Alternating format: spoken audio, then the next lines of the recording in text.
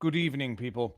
I left my backup there for long enough to read the typo in the shirt.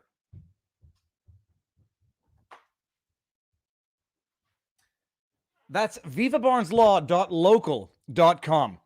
Yeah, it's one of those comedic mistakes that only a buffoon such as myself makes. Good evening. How is everyone doing? Sunday on a Tuesday. I don't know what day of the week it is anymore. I just know, is the audio good? Is the audio mic check? Is this thing on? My lips look chapped. My feet are still numb. Oh, where's my son? I presume you mean Winston, and he's upstairs. And until he barks, I was going to leave him up there because he's a little dirty also because I just took him for a walk. And I put on my nice new Know the Vlog merch with the typo. Limited edition. They are officially discontinued, people. So if anyone wants one, you're going to have to make your own typo. Yeah, what a week. What a week it's been. A blitz in and out of Miami to attend the Project Veritas book launch event, which was kind of amazing, kind of surreal.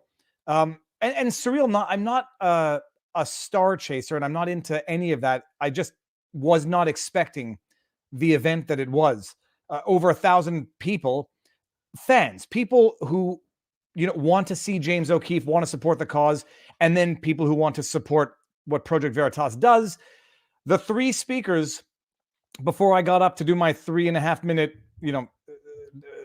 spiel, Marjorie Taylor Greene, Matt Gaetz, and Madison Cawthorn. So it was surreal to be there. It was, first of all, it was surreal escaping Canada for the second time in as many years. Travel is unpleasant. It's unpleasant spiritually, psychologically, financially. Man, okay. Let me. There's the chats. I'm going to try to keep up with the chats, and I'm going to give the standard disclaimers, and then I'm going to get into. Is it a rant this week, or is it? It's a rant. It's still a rant. Let me just do some super chats. Chet Chisholm says, I'm hoping to travel from NS, which is Nova Scotia, to Ottawa to be at the protest this Saturday and hope to have the opportunity to say hi to one of my fave Canadians. I'm going back to Ottawa, people, tomorrow. I've apparently lined up an interview with Dr. Christian. Now I forget if it's Dr. Christensen or Dr. Christian. It's Dr. Christian. And another doctor, which I'm going to try to figure out a way to integrate into the live stream because I plan on doing exactly what I did yesterday because I'm getting ahead of my rant here. So stay tuned for that. And tomorrow morning, I believe I'm going to be on the War Room with Jack Posobiec, which at 10 o'clock to talk about this. So doing the same thing I did last time, driving down to Ottawa first thing in the morning, going to do an interview from my car. Speaking of getting robbed, I didn't get robbed, but I maybe look like I've been having a rough week. Interview from my car, hitting the street. Some kind person at the rally gave me 5, what are those things called? Like the battery packs? 5,000 AMH, whatever they are, 5,000. Someone knows what I'm talking about. Those external battery packs. So I can stream the entire flipping day. We live in a time of great anxiety. A portion of society decided to deal with it by building a disciplinary society. But there is another way to deal with anxiety. Joy, keep spreading joy. Viva honk. Thank you, Alex Ambrose. Look, I have serious anxiety, uncertainty. I have a fear that Canada has left me. And if things don't change soon in the province, Canada, if it hasn't left me, is going to push me because, this is not an environment in which children can be raised, period. Morning boss, that many truck not working is going to be a problem soonish. Oh, now you got the Jagmeet Singh coming out and saying that the blockade on the border is causing serious problems. And from what I understand, RCMP is in there on the border blockade saying move or you get arrested. I've heard other rumors that apparently you could not upload video from your cell phones. I don't know. I don't even know how that's logistically possible. Jonathan Bailey says, Viva, what do you call a beehive with no exits? Unbelievable. Okay, that's not bad. That's not bad. Hit that like button, folks. Your Canadian brother. Some love from America. Thank you very much, Jordan. So let's do the standard disclaimers, and then I'm going to talk about briefly my experience yesterday and the atrocious levels of disdain I have for Canadian mainstream media. I heard Viva P. That was hilarious. For anybody who missed that portion of it, I was talking about how badly I had to go to the bathroom while I escaped Donut Guy because I said I had to go do something private, so I couldn't be followed into. I thought I was going to do it in an alley, and then I was looking for a place to do it, and someone watching live came out of their apartment and said, "Come in here. There's a bathroom that you can use in this facility." And surreal. What do we got? What do we got? Who knows what movie that's from? What do we got? God bless you, Viva. Thank you for all your work. Much love from the U.S. John, thank you. It's work. It's endless. It's day in, day out. But I genuinely love it. Like, I drove 2.25 hours to Ottawa yesterday, 6:45 in the morning, drove back, shot content, live streamed all day, and just met people. It's beautiful. I'm a paramedic and one of those who have been injured by the V. Okay. My hope is to tell my story and the story of many others whom I known to be injured. If there was a moment yesterday at the protest in Ottawa where they just asked for a show of hands, and I don't like partaking in the anecdotal evidence. I just know my own anecdotal experience. All right, let's see this here. Get a couple more. Could you guys have Attorney John Deaton on a sidebar because he's suing the SEC amicus status in the Ripple case? Huh. Judge Torres, who helped Project Veritas. Okay, I'm going to look into that screenshot. We're going to talk about the Canadian stuff too. I keep forgetting his name, but one of the original writers of the Constitution, Pickerton from Nova Scotia. I forget it, but we're going to talk about that tonight. Will Prime Minister Trudeau send in the Mounties against the trucking blockade? They do not represent the country. Not a banned account. I know that I believe you're being sarcastic with this, tongue in cheek. We'll see. I want to get there tomorrow because you have Doug Ford, good old Doug Ford, coming out and saying, "All right, guys, truckers, it's time." We're into my rant. We're into my rant after this. So glad to hear you started to read Fauci. If you can't read it all, at least catch the last chapter. Oh no, I'm getting through it. That was one beautiful thing. I listened to 4 hours of the real Anthony Fauci as I drove yesterday. I love audiobooks. It revolutionizes my lazy way of acquiring knowledge. Doug Ford has come in and said, "Okay, truckers, it's time to go." The politicians now pretending that the disruption to the economy caused by 2 days of protest, to pretend that they care about that now after disrupting the economy for 2 years, it's not laughable because it's not funny. It's not effing funny. It's not laughable. It's hypocritical to the point of being insulting to the intelligence of the average newt. If that's an animal, that is an animal. It's insultingly degrading that they come in and say, yeah, your protest, which, by the way, I was there, I saw it. I had no traffic getting in and out of Ottawa.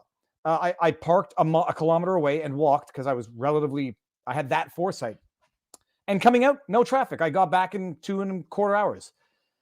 To pretend now that the 2 days, 3 days, if we're even on 4 days of protest, is such a disruption to the economy that they're going to have to come in and use the police to break up this protest because it's disrupting the economy, or for the last 2 years, they were using the police to disrupt the economy for their own reasons. You have to treat your citizenry like they're idiots to think you can get away with that garbage. You have the Jagmeet Singh. I'm sorry. I'm not doing that on purpose. His name is pronounced Jagmeet. I never knew that until I went to check out his profile today, because apparently Jagmeet Singh liked one of my tweets in which I believe I politely lambasted someone else. I don't know who the person is, but they just spouted off a tweet discussion with themselves in which they just spouted off lie after inflammatory lie about the convoy, about the Freedom Convoy 2022. It started off with things I've learned from the Freedom Convoy 2022. You get to lie with impunity. You get to desecrate statues and urinate on monuments and carry around Yahtzee flags and Confederate flags with impunity. Lie after lie after lie. The woman did not have a blue check mark, but she had about 10,000 followers on Twitter. And it's not a question of punching down or punching up on this. It's a question of punching at the tweet, which garnered a lot of... You read the responses to that? You would think we're in a bizarro universe where we are literally living in two separate existences. And we are, except one is based on knowledge and experience and having stepped foot on the ground to talk with the thousands of people. And the other is based on living in a Twitterverse in your silo with misinformation and no information and believing the headlines you read on the CBC as though they represent everybody there.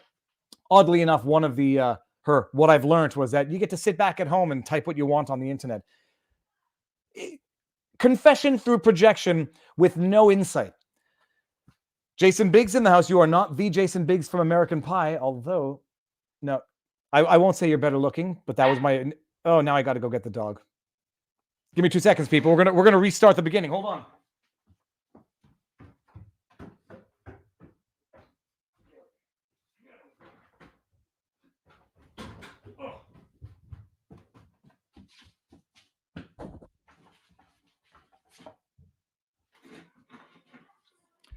Good evening. All right, I'm going to get this dog down here because he's going to make noise otherwise. These politicians treat us like we're idiots with memories as long as a goldfish. And the news, and they just... Do you guys appreciate that the maligning of the convoy is based by and large on, I'll say, 5 stories, one of which was the food shelter that apparently someone was rude and took food for homeless people. And this food shelter issued a tweet, unsubstantiated, uncorroborated, no video, no photo, and blue check mark mainstream media in Canada ran with it. Another one of an image of the monument with what appears to be urine in the snow, running with the fact that these protesters are defecating and urinating on the national monuments. The other one, someone with a Confederate flag with a truck on the middle. I mean, Lord knows where you even get a Confederate flag in this day and age in Canada. Now I see the chat's going to go crazy with that. I'm done. I'm done for. I don't even know where you get a Confederate flag in this day and age. A crisp, brand new Confederate flag. And the dude carrying it around has a full-on bank robbing face mask with only his mouth showing, and he's wearing sunglasses on top of his face mask. Nothing suspicious there to anyone with half a brain, but media runs with it. The other one, a dude carrying the bad German flag, another clean pressed brand new flag, who happens to have a reporter standing within 3 feet of him. And there are some accounts that reporter happens to be a Trudeau related reporter. I don't know. Couldn't corroborate. I just saw the tweets. And then today, because I had a friend go down today in my absence to go to the protest, and this individual captured a video of how the vultures of this fake news, I think it was CBC, operate. You know, they go to this protest. There are tens of thousands of people there on a cold winter Tuesday, and they select one individual who clearly appeared to be inebriated. I could even tell based on the 1-minute video. They pick this guy to go interview. Lord knows, I don't know what they ran with in terms of the story. I just know that from the video I saw, CBC reporters with a beautiful $15,000 taxpayer, it's probably more than that, taxpayer-funded camera. You know, they're not just targeting him like predators. They're then exploiting him like pimps. And they get their video. They got their moment. They got some guy who, for whatever the reason, you know, is in the state that he's in, and they're going to run with it to demonize the entire crowd. True vultures and true intellectual destroyers of honesty. And you know, someone on Twitter was saying, Viva, we get it. Chill, you know, enough with the certain types of tweets. And I was like, no, you don't get it. Because yesterday alone, 2 people who I know very closely said, I watched your stream live and I couldn't stop because I couldn't believe what I saw in real time, unedited, with a little commentary. I couldn't believe how much different it was than what the media is putting out there. And I can't believe the degree to which we're being lied. And 2 people a day is enough. Google and YouTube seem to be suppressing news out of Ottawa. No live feeds on YouTube. Google News is all stale. Yeah, well, there's going to be no news. Just go watch Ottawalks. Ottawalks. He's been destroying it. Just walking around, minimal commentary. He's got a gimbal, so his footage is much more stable than mine. And It's amazing. Yeah, here we go. 5,000 MAH won't last long. Maybe that's why they gave me 5, but I got to tell you something. They came in handy the other day. Those packs, let me see, are tainted with spyware. Okay, I don't know. Well, okay, that's interesting. I don't know about that. Um, anyway, so that's what's going on. It's a beautiful thing. And I'll tell you this: being there, it literally was the first time in 2 years that I had any optimism, and that I had regained some faith and pride in being Canadian. Now, I hope it lasts and I hope it goes somewhere. My fear is that it doesn't. But while this is going on, if the only thing I can do is amplify it even further to keep pushing this massive snowball so that it keeps gathering more snow as it rolls down the hill, I'm going to do it. Hey, Viva, how did you get your maskless mask? So that is from a company called Kusteez, Kusteez. And it's a guy that I know. It's a merchandise type store. They're custom made, but Kusteez, if anybody wants them, hashtag not an ad. Where is Barnes, actually? Let me just make sure that he got the, just so that everyone knows why I saw it. I thought of it right there. Robert Barnes. Everything okay? Question mark. Did I send him the links? I might not have sent him the link, and I'm an idiot. Give me a second, people. I think I did. Doesn't matter. Give me one more second. I'm just going to do it right now. Let me go send it to Robert.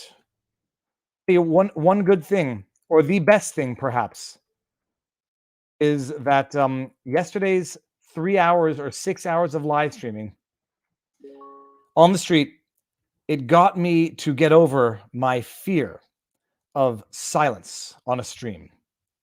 Close this up. I am now no longer afraid just to sit here and not have to fill the air with me. But I'm not very good at it. So with that said, tonight on the menu. Oh, so I was saying that. Proud to be Canadian and optimist to be Canadian. But when I get back out of that convoy and I see the way everyday Canadians, people that I know well who are smart, should know better, are operating on the most ignorant, ill-informed misconceptions of the convoy and what is actually at issue here, I get depressed yet again. I'm going to take some super chats until Barnes gets in the house. It was great to see your live video on Monday. Also, bring your drone to capture all the trucks not allowed in Ottawa. I wouldn't do that personally, because I believe there could be any number of reasons for which I could not fly my drone there. I don't want to be that one guy that has a drone accident that blinds somebody. That liability I can no longer assume the risk of. Not monetarily. I mean, just like to make the news and be that eccentric guy on YouTube who took a drone and blinded a child. Can't do it. I make masks that are breathable but look legit. Work great on planes. How can I get you one? Sarah P, thank you for the offer. I only wear the mask out of the absolute necessity to wear one, legal necessity. So if it doesn't do anything, I couldn't care. I mean, I'm not wearing it for the effectiveness. I'm wearing it strictly so I don't start a fight with every store clerk or policeman that wants to flex their muscles. Call me a hypocrite, call me whatever you want.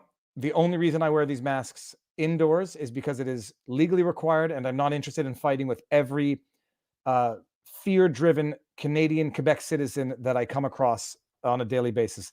Let's buy Viva gimbal. No, I don't need one, people. But thank you. I had one for the iPhone, and I never used it, and then the battery within the gimbal went permanently dead, and it no longer charges. Marion Holtzman. My wife's name is Marion. Holtzman, if you ever need to get out, bring wife, kids, dogs, etc. to Eastern Tennessee. We have separate house on 8 acres, 30 minutes of Knoxville. Freedom is real. I'll tell you one thing. While I'm on the subject, first of all, Marion, thank you for the offer. We'll just memory bank that. Speaking of freedom, so I'm to be contracted to lay a minefield on Trudeau's driveway. Let's talk turkey. Okay, that means poop, people. That is poop coming from a dog who actually looks like Winston shitting. Oh, very nice. Well done. No, I'll tell you the brief 48 hours that I had in Florida, much of which was spent looking for a PCR test, we needed to get a PCR test within 72 hours to return because Canada requires PCR tests within 72 hours of the return flight. And America only requires an antigen test, but within 24 hours of the departure. So, science. But, so other than we get to Florida and we have to immediately stress about finding this PCR test and getting the results back in time because we got it on a Friday and it said 1 to 4 days to get your results, which means that in theory, by the time you got your results 4 days later, they've expired for the purposes of travel. Then we found we have to pay $165 to get another test for 2 people, $330 so that we can come back to Canada. And what is it? It's a great racket. The government has created a great racket for anyone who is lucky enough, connected enough, or corrupt enough to get these contracts. But being in Florida, and you see the way it should work in a civilized society. One person's freedom does not end where the other person's fear begins. And there are some places that have mask mandates in Florida, but by and large, people do what they feel comfortable doing, or they do what they think is courteous based on other people's sensitivities. I noticed one guy going into a restaurant, a Bagel Works, with a face mask and rubber gloves. I was like, okay, you do you, but so long as you don't expect your fear to govern policy, we can get along, and that's the way it works. Unlike here, where it's vaccine passport imposed on citizens to get into stores. Viva, are Canadians starting to not be brainwashed? No, I think I see a lot, yes, but I might be living in my own silo where it's not quite as many as I think it is, just because I'm in a silo. I do recognize that. So maybe the number is less than what I think it is, or maybe it's non-existent and I'm just talking to people who are like-minded. Oops, sorry, here. Go to Ottawalks. He does a great walk around and you see tons of food, water. Truckers are even picking up garbage and shoveling snow. Candace, I saw that yesterday with my own 2 eyes. They have garbage bags and people are putting their trash in garbage. They were breaking off the ice on the sidewalk in front of the Parliament, obviously so they could walk on it. But the best thing was they were shaking hands, high-fiving, and taking selfies with the cops. I spoke with the cops. I didn't rub my camera in their face because that wasn't my purpose. The cops attested to the fact that there was no violence, no nothing, no issues, nothing. The cops on site. So, and I get video footage. You could hear me talking with the policeman, confirming no incidents, respectful by and large. But then you get the media saying it's a white nationalist rally. I'm the donut guy. I'm sending these messages to let Viva know. LOL. Sorry to bother you guys with these. Jason Biggs. No, I'm not the donut guy. The one who the chat suspected might have either been fed or should run for prime minister. It was nice to meet you, Jason. Seriously. And thank you very much. 160,000 views on yesterday's stream. Congrats. And it split. It went dead during the speeches. And the second half, 147,000, 150,000. People are seeing it. And people outside the subscriber base and the typical viewer are seeing it. So that's the blessing. Okay, now hold on. Let's see. I hope Barnes is coming, because otherwise I'm going to have to only be able to talk about the lawsuits that I can talk about. Not to sound hyperbolic, but history tells me this upcoming economic catastrophe will be blamed on the unvaxxed. Am I out of line to think that a renewed... Navasa, I don't think you're out of line. I think you might be absorbed by certain fears that are swirling in your head. I'll talk you out of that. I don't think we're there at all. I think if the trend continues, I think we're walking it back. I think people have had enough, people have seen enough, and people know enough now. And it's just a question of making sure the politicians know that we know that the gig is up, so that they know that the gig is up. We Canadians need to remember our anthem, True North, Strong and Free. We also need to get rid of leaders who are afraid to talk to people with opposing viewpoints. Yeah, no, Justin Trudeau is trash talking Putin on Twitter. We're gonna stick it to Putin. Let me just get his tweet. You got the guy is is beyond anything. I spoke with President Emmanuel Macron today. We shared our deep concern over Russia's aggressive and destabilizing actions, as well as our support for Ukraine's sovereignty and territorial integrity. On those and other global issues, we'll keep working together. First of all, now that we know, Justin Trudeau, how you have referred to the convoy, we will be very suspicious when you refer to anyone else's actions as destabilizing. First thing, once you've lost your credibility and once you have made a fool of your own judgment to the rest of Canada, nobody trusts your judgment. So your assessment of what Putin is doing is destabilizing. You refer to this convoy as fringe minority, violent extremists. So your judgment is off. But we shared our deep concerns over Russia's actions. This coward fled Parliament with his tail tucked between his legs because he didn't want to and could not address a convoy of what I saw as being the most peaceful protesters I've ever seen. And he thinks that Putin's going to be scared of his tough talk on Twitter. I responded, if I may, because I got the microphone. You can't even face a convoy of peace-loving Canadians, Justin Trudeau. You think Putin is going to take you seriously? A coward and delusional. What a combination. So there's that. And it's amazing. Your stream yesterday gave me hope and inspired me. You're doing a great service. Thank you very much. Ikigai, when what you like to do, what the world needs, what you can make a living doing, and what makes you happy overlap, that is purpose. I mean, I love doing it. And I love meeting the people on the street and talking with them and hearing their stories because nobody's listened to them. They're there because the government has not been listening to them for the last 2 years. See the new trailer for D'Souza's 2,000 Mules? I haven't, but now I understand the reference because people have been posting that. Let me see this. You just support. Oh, I see. I don't know. See, I pull up a chat and then I don't know if it's a response or a comment or there's a conversation going on. Robert, if you're in the backstage, come on in anytime. But otherwise, we'll continue talking. And I just won't be able to do the vaccine mandate updates because Barnes has been on that. Let's see. We'll get some more super chats and take some questions. It's sad to see how conservatives like Ford and O'Toole can't even run with this great convoy out of fear of the media. So disappointed. And that's another thing. You see people retweeting, people, standing on the monument, taking selfies with the monument, the war memorial, and then saying like, this mess is on you conservatives because you dared meet with these people. This is how, I don't want to say the left, I'm going to say the political left. This is how the media elite and the political left elite do things.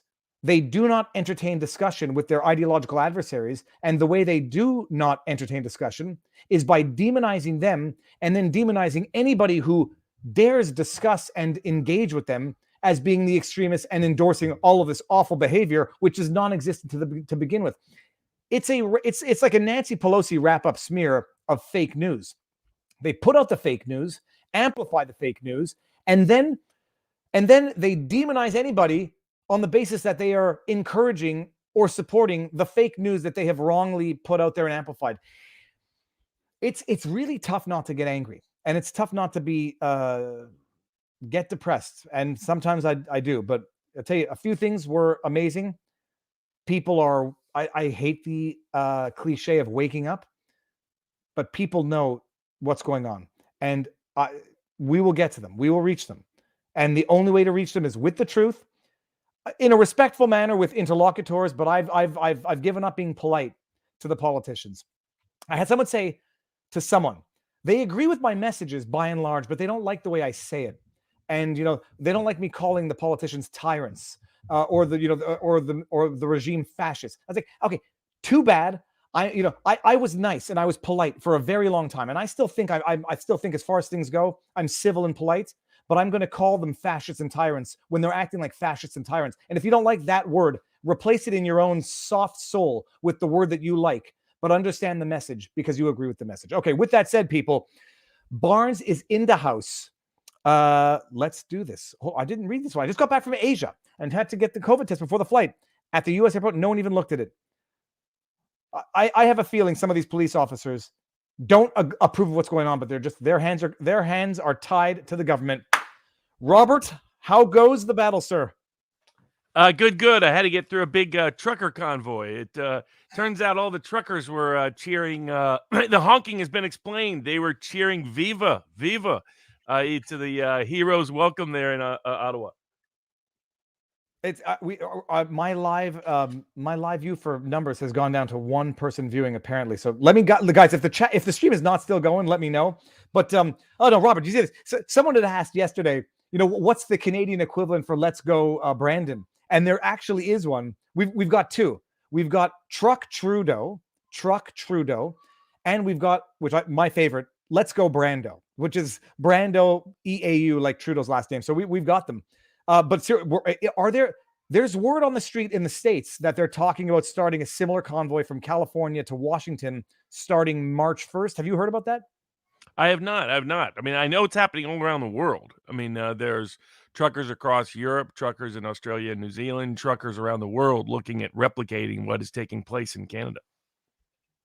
It is inspirational. I mean, it's fantastic also. And these guys, every trucker I asked, how long are you going to be here for? They said, as long as it takes, because the GoFundMe has raised, I think, close to $10 million now. So it's nuts. Robert, what first of all, before we even get started, Red Handed by Peter Schweitzer. What's the book about for the recommendation of the week?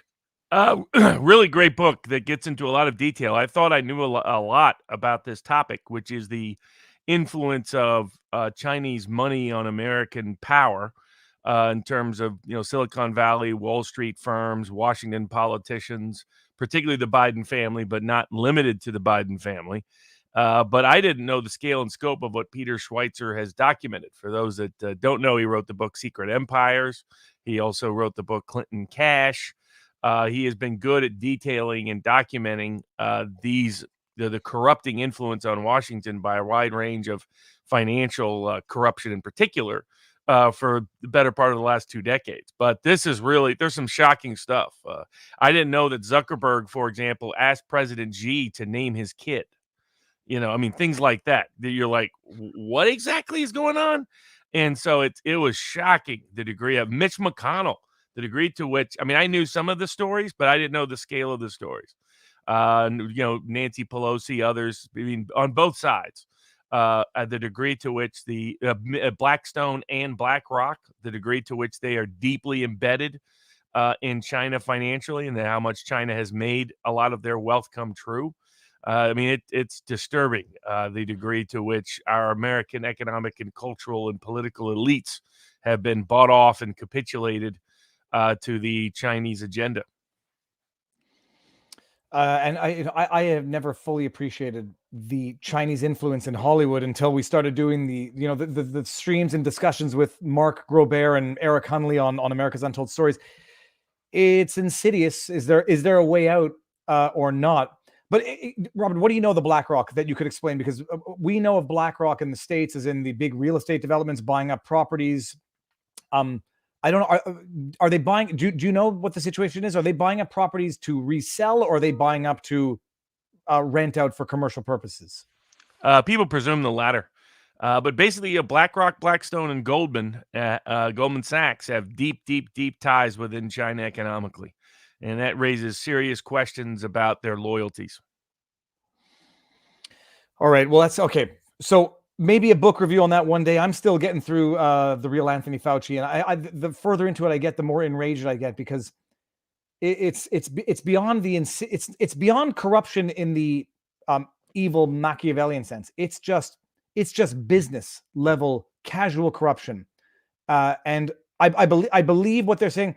Some of the stuff is presumptuous, and you could disregard some of the stuff RFK says, some of it, but not the substantial, meaningful stuff, which seems to be relatively undeniable. And if it weren't, it would have been responded to other than suppressed in a manner other than suppression. So, but on that subject, Robert, what's the latest on the vaccine mandate lawsuits? Where are things standing in the States, and how are things going on your front of the battle? Sure. So there's been a bunch of updates. First, we filed suit, Bobby Kennedy and I, speaking of Bobby Kennedy, on behalf of Children's Health Defense against the FDA this past week concerning their attempt at the emergency use authorization of the COVID-19 vaccines for children. and filed that suit in the Western District of Texas, and have served it on the FDA. So there'll be various motions pending pretty soon before the federal district court there in Waco, Texas, because that's where our local plaintiffs were from. They're from that area. And it goes through in details. I have it up at the, I'll maybe repin it up at the locals board, vivabarneslaw.locals.com, for everybody to read through, because it discusses a lot of topics that our Rumble live stream that's happening right now, we could go into, but here on YouTube, we are prohibited. Though, not yet to the degree that some might apparently seek in the Rogan case, as an example. But we go through all the facts and the history of it. And in particular, the legal issue is the FDA's misuse and abuse of emergency powers, which they're continuing to do.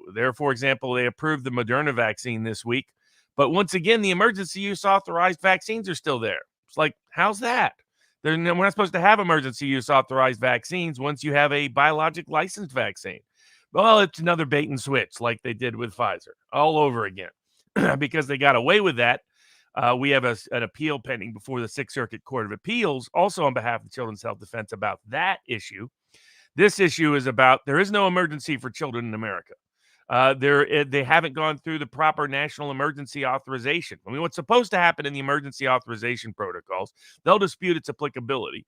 But the whole point of it was an emergency was supposed to only last federally for 6 months. And at the end of that 6-month time period, Congress is supposed to get involved. The legislative branch is supposed to get involved, review whether the emergency should be extended. And it's not supposed to be extended if Congress doesn't extend it. Congress never has. Congress has never extended the emergency authorization present here. And we're in year 2 on this. And yet, from the emergency authorization perspective, and they still aren't doing their job. So the question is, does that constitute a permissible emergency such that the FDA can continue to abuse their power under the Emergency Use Authorization Act? Because their interpretation of the Emergency Use Authorization law is that they are allowed to approve a drug knowing the drug will be mandated, knowing the drug will condition access, like right now it is in New Orleans. There's a lawsuit pending in New Orleans because the mayor of New Orleans has said children have to get vaccinated in order to get basic access to things. This is not a biologic licensed drug. And yet the FDA knows this. The FDA knows they're the center stone of these approvals and authorizations and mandates and vaxports, or vaccine passports, as people call them. Their authorization of them, but they are not giving biologic licensed to the COVID-19 vaccines for any that are available. Instead, they're using the emergency statute because it allows them to avoid notice and comment, avoid citizen petitions, avoid the democratic process entirely, avoid hearing dissident scientific opinions, avoid all of this. And they're circumventing it by calling it an emergency when they haven't done the proper national emergency authorization approval. We're into year 2 of this. And as it relates to children, there is no emergency. So first question on that, what is the standard procedure in order to have a formally declared emergency for the purposes of invoking that provision? How do you go about it normally?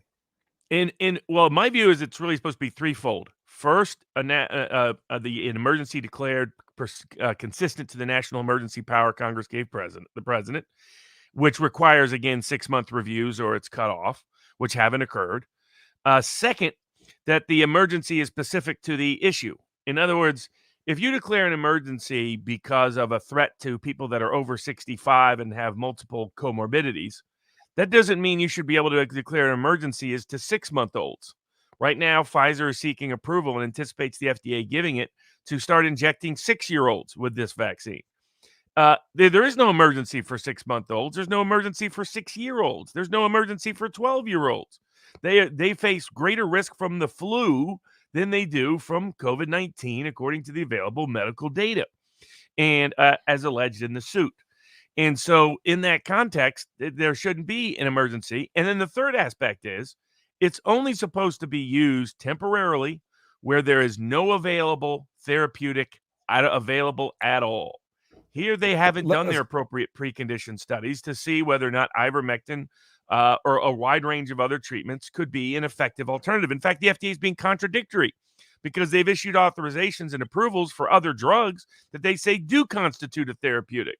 So that means they can't do this. They can't continue to abuse the emergency powers that they have to circumvent all these democratic checks. The other reason they love it is they interpret the emergency use authorized statute to be not covered by the APA and to not allow for judicial review. So you can't sue over it. You can't protest over it. You can't petition over it. You can't do anything over it. Congress has no role. The citizen has no role. The courts have no role. This has to be limited at some point, or we have allowed the emergency exception power to swallow up constitutional rights and remedies in America. And this is one of the things that I heard in the real Anthony Fauci, which will enrage you. And for everyone out there, if you didn't fully appreciate it, that the emergency use authorization or emergency authorization use. Which one is it? Emergency use authorization, EUA. Okay, the EUA. The EUA is only open as an option when there is no other way of treating it, no other therapeutic to treat it. This is one of the theories, and this is not, disclaimer, no medical advice, no legal advice, super chats, yada, yada. We're live streaming on Rumble as well. No medical advice, but one of the conditions to getting EUA is that there is no adequate or existing therapeutic to treat. And in the book, The Real Anthony Fauci, this is one of the reasons, the hypotheses for which certain other existing medications with proven track records of safety, not necessarily efficacy or efficiency vis-a-vis COVID in particular, but safety vis-a-vis toxicity documented over decades, why they were not only suppressed, but effectively, stockpiled,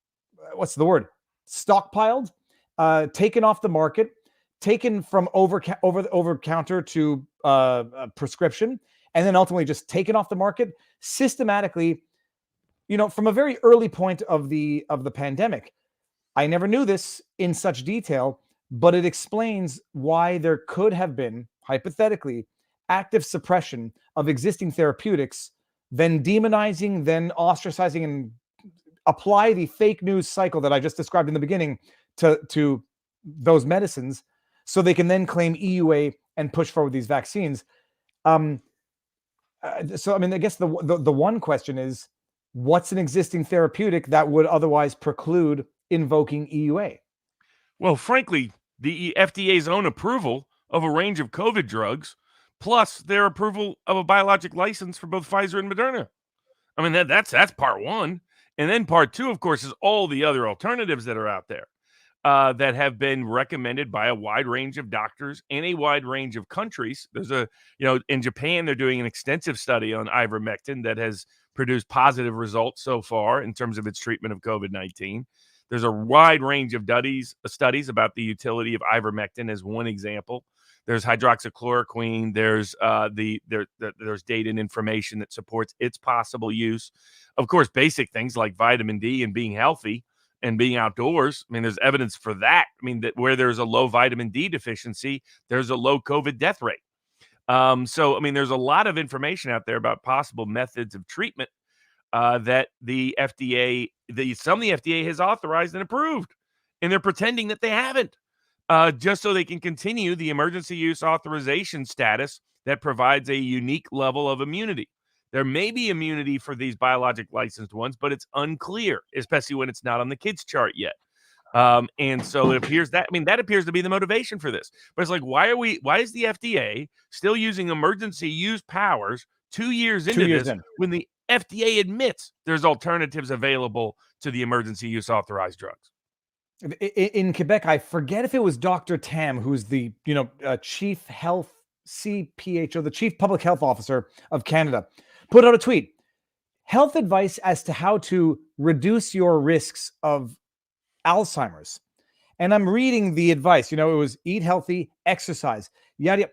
I was like, awesome. And I retweeted, like, awesome. Why didn't you ever do this about COVID? Why didn't you ever come up with the basic, and it was exacerbated by listening to this book, in that there were no treatments. There was no changing lifestyle to increase immunity, to decrease exposure risk. It was all advice being given was counterintuitive, counterproductive, and utterly destructive to the natural immunity. And, but they come out and say, here's what you have to do to avoid Alzheimer's. But when it comes to COVID, lock yourself up, avoid sunlight, lock down, constantly sterilized. I mean, it. And it went beyond that.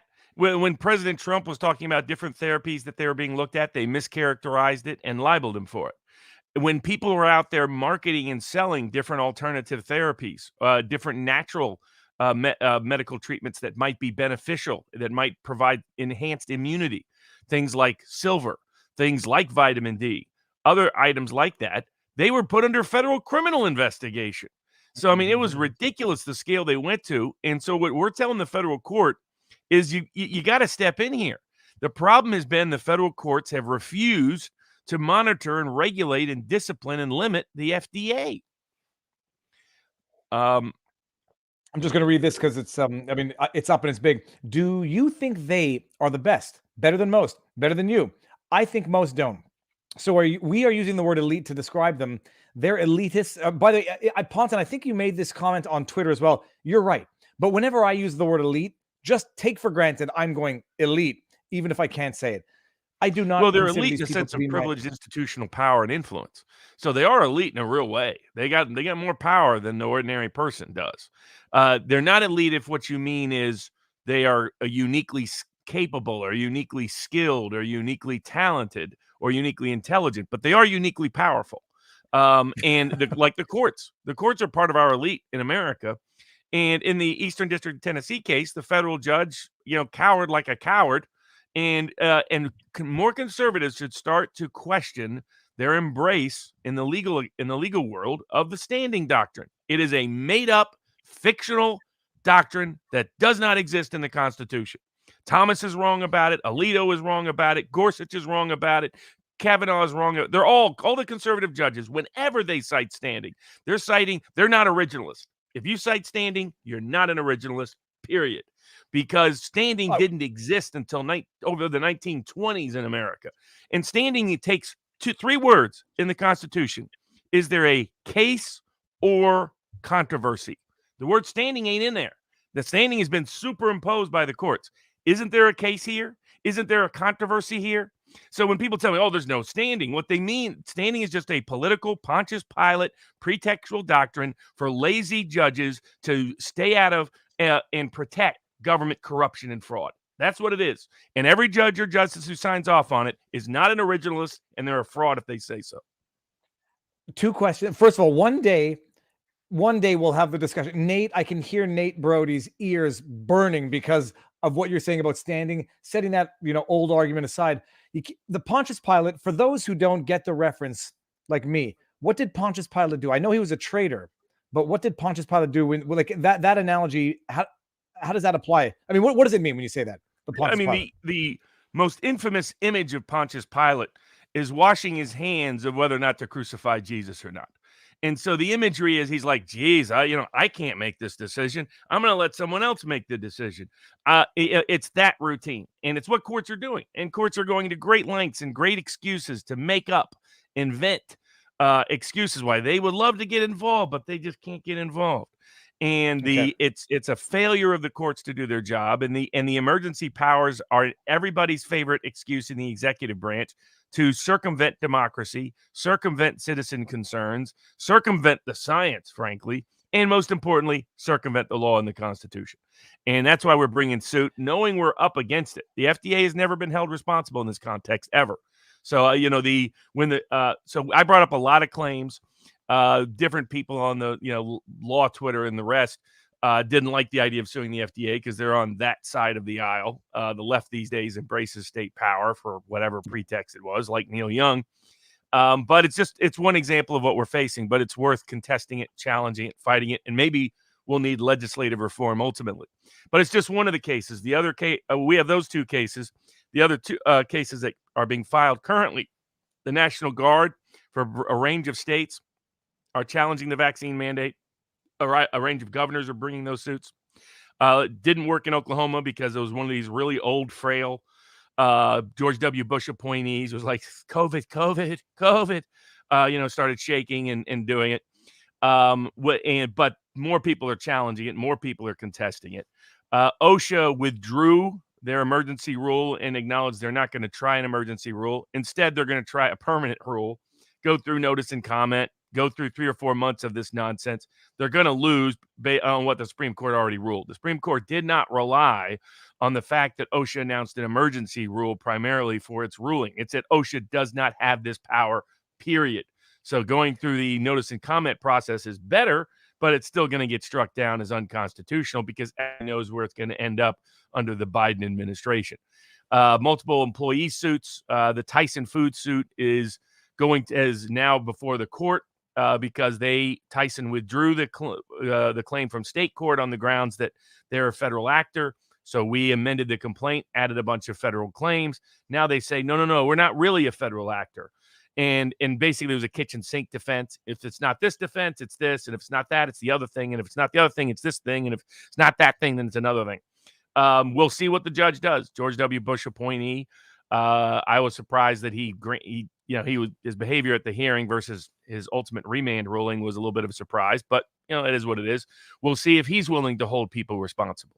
We are in discussions with attorney generals across the country about going after Tyson Foods as well in a range of states where EEOC complaints are filed and pending. I have a bunch of clients have EEOC complaints pending in a range of either filed or about to be filed against either Tyson Foods or a range of other employers and a range of other cases as those cases march on through the legal system.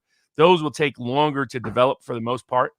Though, I'm looking at a case in New York City where they're going to fire a more than 20-year janitor because they refuse to recognize his religious accommodations. I mean, that's the mindset of some of these governments.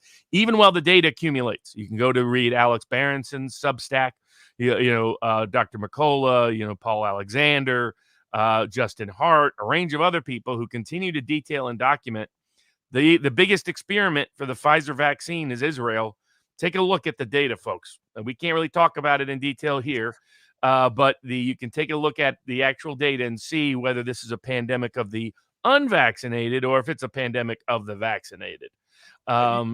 Justin Trudeau, after getting COVID, is telling everybody to get vaccinated so you don't get COVID like he just got when he was triple shot as his pretext to hide in the bunker that wherever he's currently at, that weird home.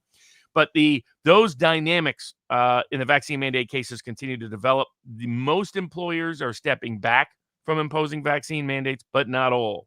In the Defense Department, the military is denying almost all religious accommodations. So that will now go back before a federal court in Florida, and there's more military lawsuits coming on grounds of the Religious Freedom Restoration Act and on grounds the federal court in Texas said was a violation of those acts.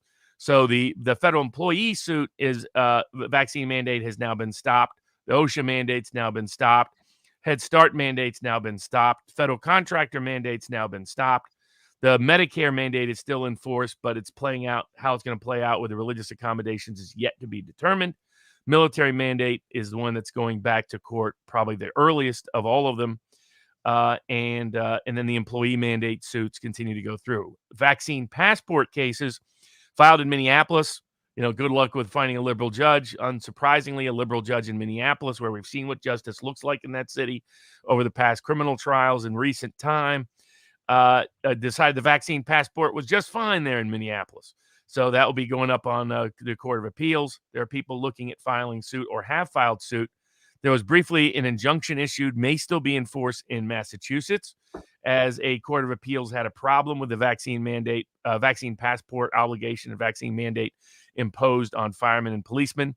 There are suits pending in LA, in San Francisco, that are going to be pending or are pending in the state of Washington, going up through the appeals chain on the various vaccine mandates and passports imposed by governments in those cities, counties, and states.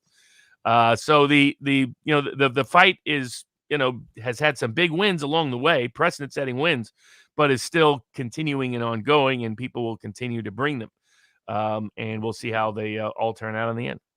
And I just brought up a chat that said, I bet none of them have had their jabs. I made that humorous observation on Twitter where when Trudeau says, I've come in contact with someone and therefore I must isolate for 5 days. I'm feeling fine, but whatever. I think if you're feeling fine and under Ontario and even auto regulations, you're fully vaccinated, you don't need to isolate. So you're lying about something somewhere, period. But Robert, and I'm reading from the New York Times, people. The only reason I'm doing this is so that YouTube can't give me a hard time. The New York Times. Let's just make sure everybody sees it. Hold on. Get in focus. Get in focus. There you go. There you go. Okay. Israel considers fourth vaccine dose, but some experts say it's premature. Some scientists warn that too many shots might actually harm the body's ability to fight the COVID-19 virus. But Israeli experts say there isn't time to wait. I mean, this is the freaking headline. This is live experimentation. I mean, it is sad and pitiful that it's Israel doing this live experimentation, given the history. Yeah, I can get away with making that because no one can accuse me of what they could accuse you of, Robert. Yeah, it's ironic and it's disgusting that it's Israel doing it. And there's no time to wait. There's no time to wait for the science, but trust the science. But there's no time to wait for the science that we're trusting. Robert, go for it. I would say one other question that was commonly asked on our locals board for the topics this week was, when can they be held criminally liable? Because there was an ex-Wall Street executive said that he felt Pfizer and Moderna should lose their immunity because he believed that there's evidence of criminality in their behavior, as reflected in the fact that Pfizer is now joining the FOIA suit against the FDA, where the court ordered over 50,000 pages of documents be turned over every month. The FDA is still refusing to do that. And Pfizer is now joining and intervening in the case because they want to prevent disclosure of whatever it is in those files and in those records. And there'll be some forthcoming information about a whistleblower case that I'll be able to discuss in greater detail as soon as the court issues an order unsealing everything. The government has allowed that to happen, so that's why I can talk about it. But in addition to that, the question that was raised is, why does Pfizer want to hide this information? And now here's the problem with the only way you can remove immunity from anybody related to an emergency use authorized vaccine is if the U.S. government agrees at the Attorney General Department of Justice level they engaged in criminal willfulness. The problem is that has never happened in the history of the United States in terms of the vaccine laws. That's the problem. I mean, and I'll have more information about the whistleblower case about what the U.S. government completely failed to do in that case. So the people that I get putting that information out there, but I think it's people that believe that's a hopeful possibility. It won't be until there's a new president in, period. Because this Justice Department, there's no chance it will get involved, and I'll be able to prove that next week when we discuss this whistleblower case. And I was only going to make a joke that, Robert, the FDA is not trying to, Pfizer's not trying to hide it. They just want 55 years to release the first batch of documents. It's not hiding it. It's just very, very slow. You'll get the information when you're dead. Okay. So the people don't complain and don't mischaracterize it. Robert, one thing I didn't understand, I heard it in Robert, in RFK's book. I know we've discussed it. I still don't fully appreciate the emergency use on children's, why they needed to get authorization in order to have immunity for the vaccine on children. I didn't understand the interplay of immunity and the need to get to children in order to retain that immunity. So what it is there's, I would call it three categories of immunity. There's emergency use authorized immunity. That's undoubtable, indisputable. That is complete. That is, there's no gray area there. Drug companies are completely immune for any drug they put into the marketplace, no matter how negligent they were, no matter how grossly reckless they were, no matter to a large degree how intentional their malfeasance or misconduct may have been. Yet again, you have to show criminal willfulness, and the Justice Department has to agree with you. You have to have both of those. Just having criminal willful fraud doesn't get you there. You have to have the Justice Department agree there's criminal willful fraud. And that's why it's never been done before, never, because the Justice Department never goes along. Otherwise, you're completely immune. The second category is whether you are issuing something under the PrEP Act. You're probably immune, but there's gray areas there. Are you immune? Are you immune if there isn't a legitimate emergency announced, for example? Even if there's been a declared emergency, what if it's not a legal emergency? Are you still? It's not clear you're immune. What if once the emergency is withdrawn, are you immune? Maybe not. So there's gray space that the big drug companies do not want. There's a reason the FDA is playing this bait and switch game of continuing to approve biologic licenses for these COVID vaccines, but continuing to only allow them under the Emergency Use Authorized Act on the grounds they're not available. It's all nonsense, but that's the bait and switch they're pulling. There's a reason for that. People can assume there's a reason for that. So there was criticism that said, "Oh no, the PrEP Act will immunize them." Not necessarily. There's a lot of uncertainty there, and the big drug companies know it, and that's why the FDA is playing the bait and switch game they're playing. Then the third category is if you're on the kids list. If you get approved on the kids list, there's a new set of vaccine immunity that applies. They've been building this for 30 years, and it's now more apparent than ever that a lot of vaccines that kept getting added. This was Bobby Kennedy's complaint for a decade.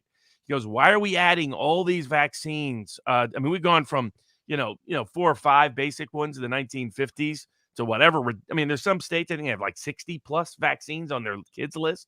It's like, what's going on exactly? All of these really medically necessary? Are all of these necessarily beneficial? Well, it's because they've created a 30-year precedent of if you're on the kids list, approved for kids, and you're labeled a vaccine. That's the other thing. By the way, we're challenging the Children's Health Defense case. We're challenging the FDA redefining vaccines. I don't believe that was a legal action. They didn't go through the notice and comment process, citizen petition process, APA permitted process, any of it. And it was not a medically appropriate redefinition, period. This is the 20. What magically changed that we had to redefine the word other than let's give some immunity and mislabel a drug?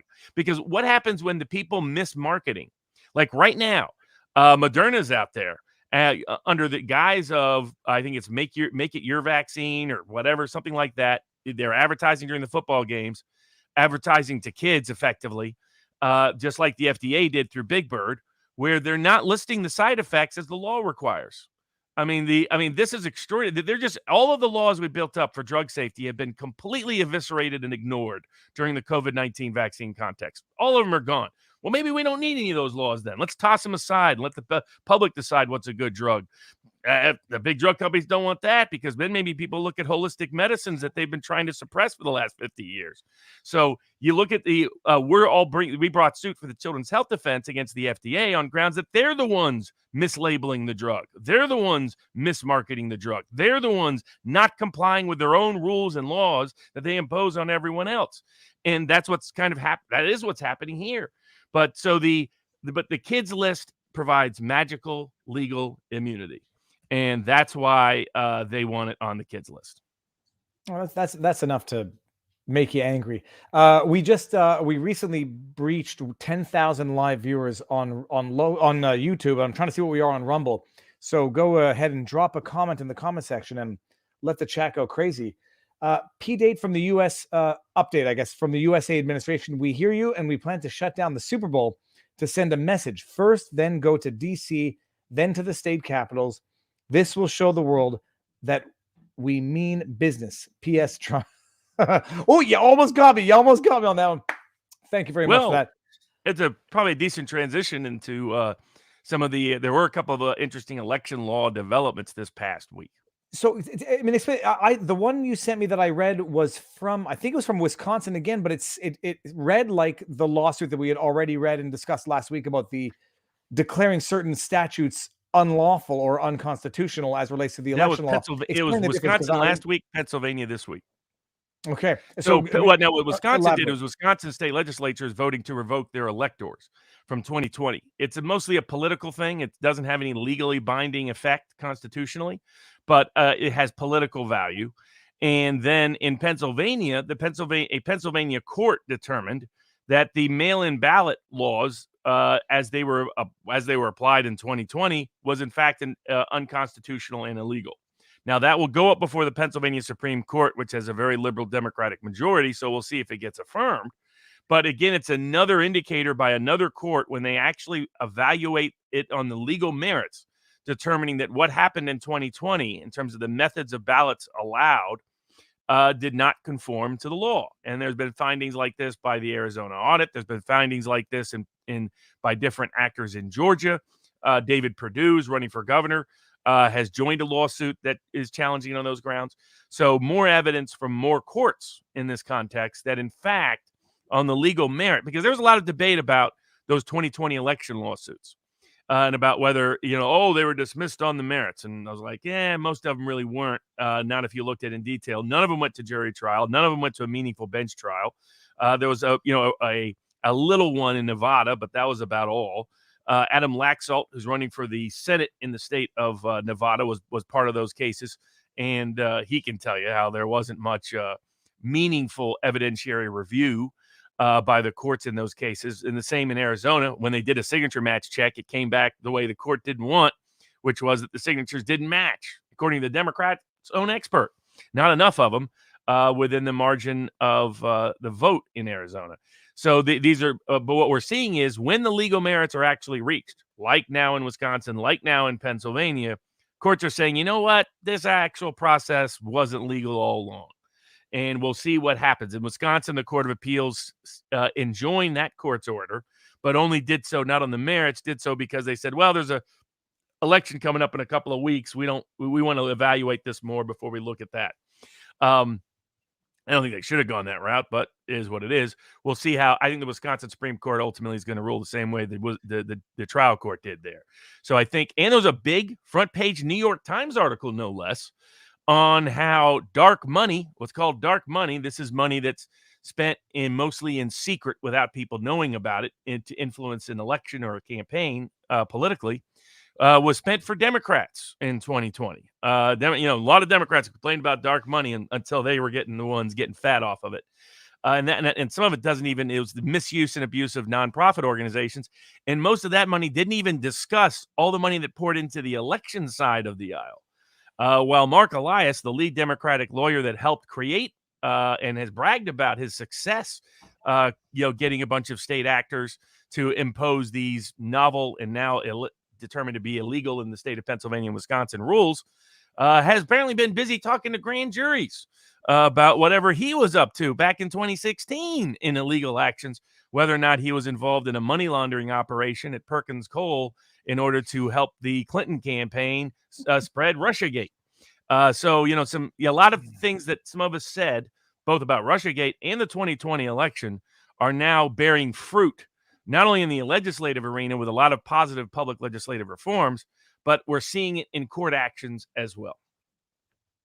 I also want to make sure the YouTube overlords understand what we're saying. Not illegal in the sense at the time. At the time, I just pulled up the Time magazine. These determinations are that it's illegal. There may not be any consequence for 2020. But the election fortification relied upon things that courts are now saying were not legal. And I will just quote from the Time magazine. Someone said dark mode. I don't know what dark mode is. Time magazine, politics 2020 election. I'm just reading verbatim, YouTube. The secret history of the shadow campaign that saved the 2020 election. Let's just get the good paragraph here. If no one's read this article, go out and read the bloody article. I'm going to put it in the chat. There was a this is from the article. There was a conspiracy unfolding behind the scenes, one that both curtailed the protests and coordinated the resistance from CEOs. Both surprises were the result of an informal alliance between left-wing activists and business titans. The pact was formalized in a terse, little-noticed joint statement of the U.S. Chamber of Commerce and AFL-CIO published on Election Day. Both sides would come to see it as a sort of implicit bargain, inspired by the summer's massive, sometimes destructive racial justice protests, in which the forces of labor came together with the forces of capital to keep the peace and oppose Trump's assault on democracy. Can you believe the pathological confession through projection, accuse your enemies of doing what you're doing? What they just described as Trump's assault on democracy, I just read them. Read it, people. I did a video on it back in the day. So that's what they did. So proud and so loud, they wrote an article in Time magazine about it. And now some of those, because what they described in the article was some backroom dealing. Let's go issue some rules based on this regulation, which would affect how people voted, collected votes, collected ballots, yada, yada. It was all directives issued in accordance with the law at the time, allegedly. None of it got to lawsuits, litigations, judgment in time. And you can blame apathy, maybe arrogance, maybe pomposity on whomever. And one justice prevented that from being heard before the elections and after the elections, and her name was Amy Coney Barrett. Who made that? Okay, good. So that's it. These were the rules at the time. This is how you play. This is what corruption is, people. It's lawful corruption because you're not. The days of slipping briefcases under the desk, or at the time people were saying, bringing bags of things in, those are over. It's lawful corruption in the sense that until it's declared unlawful, I'm just interpreting the rules as I like and issuing directives as we like. And by the way, meeting with social media tech giants to control the dissemination of information, misinformation, because we've declared it misinformation, and therefore we have the moral and legal authority to curtail its dissemination. Fucking nuts. It's crazy. Careful, Viva. Canada has a racist behind every blade. All right. Where do we go, Robert? So, speaking of the efforts of big tech, so one, of course, was the suppression and collusion to cover up the Hunter Biden story, which is detailed in Red-Handed. What was actually being covered up was the scale of corruption involving the Biden family, primarily through Hunter Biden, with high-end contacts of Chinese intelligence and military-backed entities and officials and investments, but was also, we see an example of it in the attempts to get Spotify to censor Joe Rogan, just because Joe Rogan has allowed dissident voices to be platformed on his podcast. I'm going to dig back in my memory to a tweet from George Takei, who always has the most wildly opposite and untenable takes on modern stuff. He said to everybody pretending that to be outraged by Spotify and Joe Rogan compared to some government stuff, Spotify is not a government actor, and this is not a First Amendment issue because it's not a question of Congress passing a law that curtails free speech. This is private enterprise, yada, yada, yada. My goodness, have we had this discussion before? Without getting into the utilities discussion, my only retort to George Takei, while you talk, Robert, I'll try to pull up the tweet, was when you have politicians pressuring Spotify to remove Joe Rogan, are we not breaching or crossing a certain threshold, or is it not a distinction without a difference?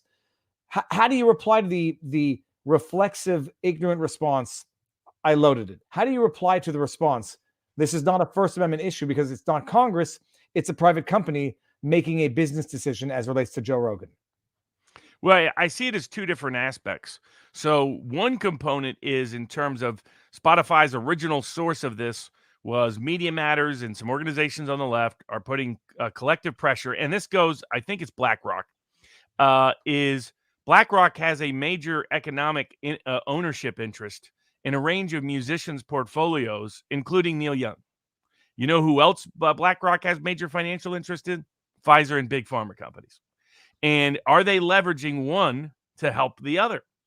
There's a reasonable allegation of that kind of corruption, because why does Neil Young, who's been a kind of a critic of institutional big pharma in the past, suddenly is a big pharma advocate and defender to such a degree he's going to withdraw his music portfolio, which he doesn't even own a majority of anymore, from Spotify in order to try to censor Joe Rogan?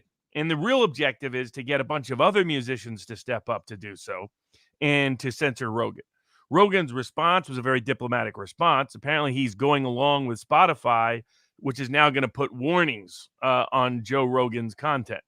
Now, the interesting thing here is my understanding of Rogan's contract with Spotify is Spotify would breach the contract if they censor him at all. I haven't seen the contract, but this is my understanding of it. My understanding of the contract is he required Spotify agree to no censorial control. And that means Rogan could walk. And I think Rogan may be underestimating his leverage here, because there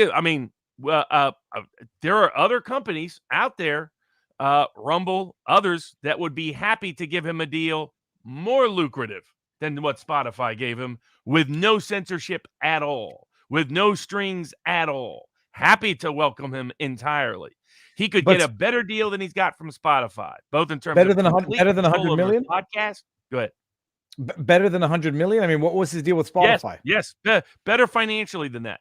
There are companies. I mean, Rumble's publicly stated that they're raising capital to be able to expand their reach, and they're going to use that capital as part of it to get content creators to Rumble, to promote Rumble, to be able to meaningfully compete with YouTube. And that's part of their main objective, part of the reason why they're raising capital in the way they are from retail investors. And I guarantee you they would be happy to have someone like Joe Rogan. And Rogan doesn't. So I think Rogan underestimates his leverage. He could get a lot better deal and maybe let Spotify breach the deal so that he can just walk and get more money, more freedom, more liberty to do what he wants to do. And I think that would be the best outcome for Rogan, because the problem for Spotify financially is that they depend primarily for their market cap on subscribers, and primarily they depend on their subscribers on music libraries. If these big corrupt Wall Street companies, again, Blackstone, BlackRock, both connected not only to big pharma, but deeply involved with China, according to Peter Schweizer's book, and are, if they're going to leverage their purchases. I mean, this is the concern when BlackRock buys a lot of real estate. Are they going to leverage this for somebody else's politicized purposes that have nothing to do with a rational economic interest? Because not in the economic interest of Neil Young to pull his portfolio from Spotify. That's going to lose him money. So why are they doing it? Because maybe the people that really control his portfolio isn't him, but people who want to leverage it for their friends in China and their friends in Big Pharma. Because Rogan has been so effective challenging this. I'm going to read two chats, and then I have a question about the ownership of Neil Young's music. Britt Cormier, how can you sit there and say that the government does not follow its own rules? That is impossible. Our government is made up of the best of us. FYI, I speak both English and sarcasm. I will let you. Well, you referenced Ralph from The Simpsons. Me fail English? That's impossible. Christian Sandoval, thank you very much. And then this. Hold on, just bring this up and let it sit there for a few more seconds. Because this number, 12345, I remember this. Epic Times reports that Hershey's are terminating unjabbed employees, trying to force them to sign non-disclosure, non-disparagement with a covenant not to sue, accusing them of lying about religious beliefs, of not really being Catholics since the Pope endorsed it. Yeah, I mean, it's Hershey should, spend more time not hiring child slave labor in Africa than it worries about vaccine mandates. But I mean, some of these companies that are making these big noble stands that they think they're making to force vaccines and fire people for having sincere religious objections to it, they're just going to get sued, and ultimately, I believe they're going to all lose because they don't know what they're doing. They have incompetent corporate lawyers. A lot of big corporate law firms should be sued ultimately for their conflicts of interest. I have no doubt that Hershey's corporate law firm probably has Big Pharma as a client. And so the question is, which client are they protecting? Which client are they promoting? Wouldn't surprise me if a lot of their lead partners have stock holdings in Big Pharma. So, I mean, I think a lot of these lawyers that are out there pushing it, there's going to be lawyers like me looking to sue you down the road. So you better think twice. You better up that malpractice coverage. And so I think that a lot of them are going to face consequences in ways they're not anticipating. They should be seeing the writing on the wall when the OSHA mandate fails, when so many of these other mandates fail, when more and more courts are stepping up to the gap, because they've just gone too far. They've gone too far because this vaccine mandate was always too far to begin with, but they're also going too far because the world can witness. Why are we experiencing more COVID deaths after 2/3 of a country is vaccinated than we did but when there was a 0% vaccination rate? What's the math on that? People can see it every day in their lives. And hold on a second. This isn't the magic cure-all you said it was, or a business necessity for us to do it. And more people know people that, I mean, according to Richard Barris, People's Pundit did a recent poll, over 5% of people reported serious, severe adverse effects from the vaccine. So, Robert, and these are people and the younger they were, the healthier they were, the more they experienced adverse events from the vaccine. And the long tail risk is still disproportionately towards the vaccine than it is the virus, according to some in these lawsuits and the legal claims that are yet to be adjudicated, but there's evidence to back them up.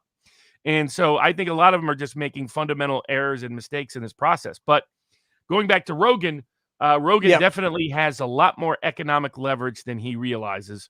and Spotify might recede into the background of just being a music provider, and they will lose subscribers. I think they will lose more subscribers by trying to screw over Rogan than they will by worrying about the music portfolios. But the big concern is that Wall Street investment companies, big ones, BlackRock and Blackstone, again, corrupt ties to China in both instances, are leveraging control and ownership of other economic interests to try to protect big pharma, and maybe in part to protect Chinese interests at the expense of Spotify. And if it goes that route, well, maybe that'd be better for everybody if Joe Rogan was exclusive to Rumble rather than Spotify. Two things. First of all, getting back to the risks, I'm reading strictly people. I've lowered the light. Let's see if that. Yeah, there you go. That works a little better. I'm reading from CTV News, people. I'm just going to scroll to the bottom where CTV issued a small correction. Let's just. You need to see this, people. Small correction. Get it flat. I'm going to read you the correction right now. A previous version of this article stated that the risk of contracting a serious side effect after COVID-19 vaccination is less than 1 in a million.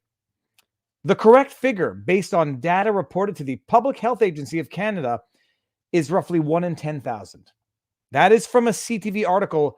YouTube, and that's just the short-term effects. You can sit and spin, by the way. Not you, Robert. The biggest concern by a range of doctors is long-term effects, because mRNA has never been used in a vaccine before. And my postdoc wife can confirm that. I just want everyone to know nobody's making up crap here. Second thing, Robert, I've heard the allegations that Pfizer has an interest in Neil Young's library.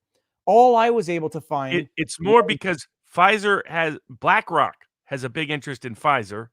BlackRock owns half of Neil Young's library. That's okay. So I thought it was another. I forget who it was. Sony Records. I thought someone else had the licensing rights of Neil Young's music. So is there a difference? Oh, that's right. But my understanding is it's been sold to half of it has been sold to BlackRock.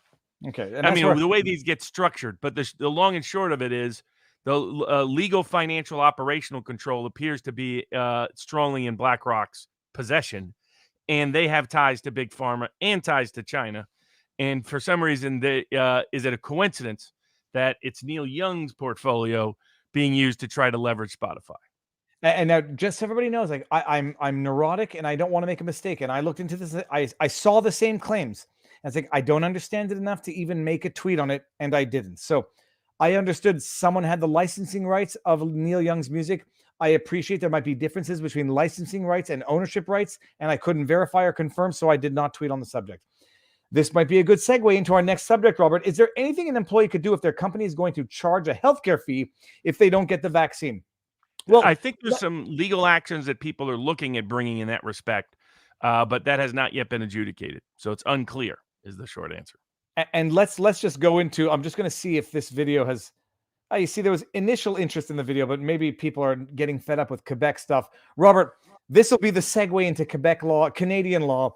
The first news story breaking out of Quebec is François Legault, Supreme Leader Frank, who locked us in curfew for the 1 month curfew that lasted 5 months a year ago, went with a curfew 2.0, which initially did not allow for dog walking after curfew, but changed that science based on public outcry. Recently announced they were going to charge a, what do they call it, a healthcare contribution. And I always think to that episode of The Simpsons where, like, we need to think of a way to redefine a painful tax in a way that voters will buy. Let's say, like, I forget what they called it. They announced that they were going to tax the unvaccinated in Quebec. You don't get the jab, fine. You're going to have to pay something. And it's going to have to be more than $100 because that's not enough. And this came out a few weeks ago. I did a few videos on it, and people, I think, were flabbergasted by the insanity coming out of Quebec. And I said at the time, they're going to drop this because it's idiotic, unconstitutional, immoral, and unconscionable. But they went further and actually said, we're going to table legislation. And the legislation is going to say, you're going to have to pay between $100 and $800, depending on your revenue. And Robert, you and I discussed this. I said, how are they going to know that? And you rightly said, well, they're going to have to add a question to your tax forms. Are you vaccinated? And that was literally what they were discussing, tabling in the legislation to put forward whenever they sit again to pass legislation. Lo and behold, people, long story short, they dropped it today in their press conference, where we're looking at two buffoons try to pretend to be smart when they are buffoons. And I'm talking Francois Legault and his medical, whoever the person is now, absolute morons. And they look like absolute morons who are winging interviews by the seat of their pants. I swear to you, step me up, put me on that platform. I could feel that press conference better than these idiots. They've abandoned the tax because it had public outcry, international outcry, and we made the news for the wrong reason. So, hey, small victory. These idiots backtrack on their trust the science because public outcry said you can't do that. Well, and my understanding is Sasquatchin and some other provinces up there are looking at to show the success of the court of public opinion of the trucker convoy of re-examining or withdrawing their COVID-19 restrictions, including the vaccine passports. I don't want to give credit where credit's not due or give inspiration where it's not due. The timing is coincidental. It's interesting. And I am predicting that Trudeau is going to buckle. Ford is going to buckle because if they go in there and do dumb stuff with the truckers, people like citizen journalists and citizen analysts like myself will be there to show it. It's not going to go well in the sense that people know what is going on and the jig is up in a sense. So walk it back, you political hacks, and pretend it's the science.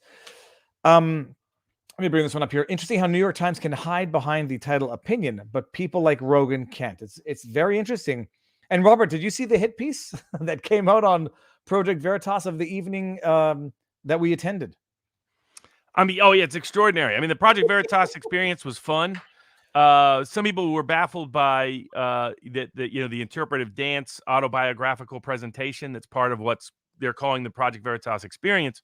But James O'Keefe has a history in dance going way back. Does a great moonwalk.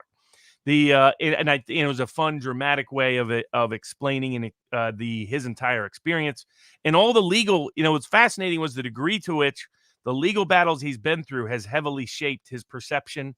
And instead of backing down, he doubled down.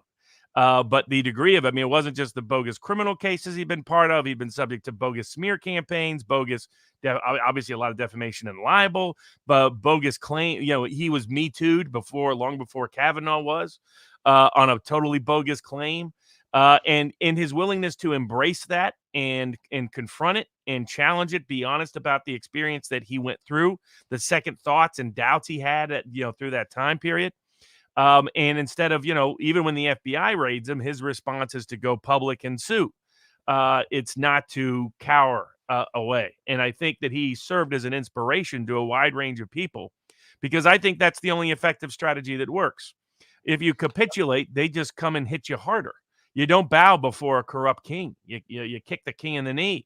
And it's the only thing the king will respect in the end. And so So yeah, it was a fun experience. Met a lot of interesting people. I mean, you were mobbed a lot more than I was. I mean, it was just like a mob walking around. It was like the truckers at the trucker convoy. But this when you showed up. I don't want anyone thinking like that. Marion and I went as a vacation. I don't want anyone thinking the luxury to travel. I don't do it as a luxury to vacation. It was a stressful trip from beginning to end. Not the least of which was because I had to leave 3 kids and 2 special needs dogs with my mother-in-law, who's a goddamn trooper, by the way.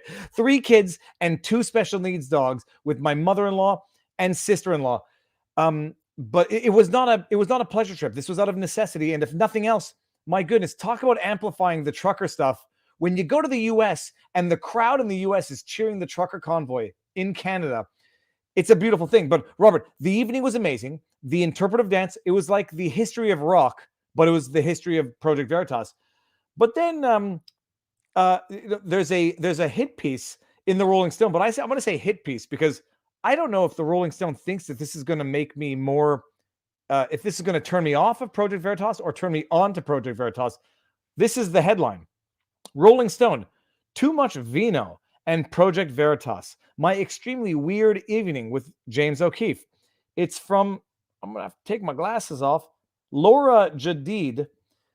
Listen to this. My God, I'm an old man. I'm an old man, Robert. The strobes are pulsing. The fog machines are pumping.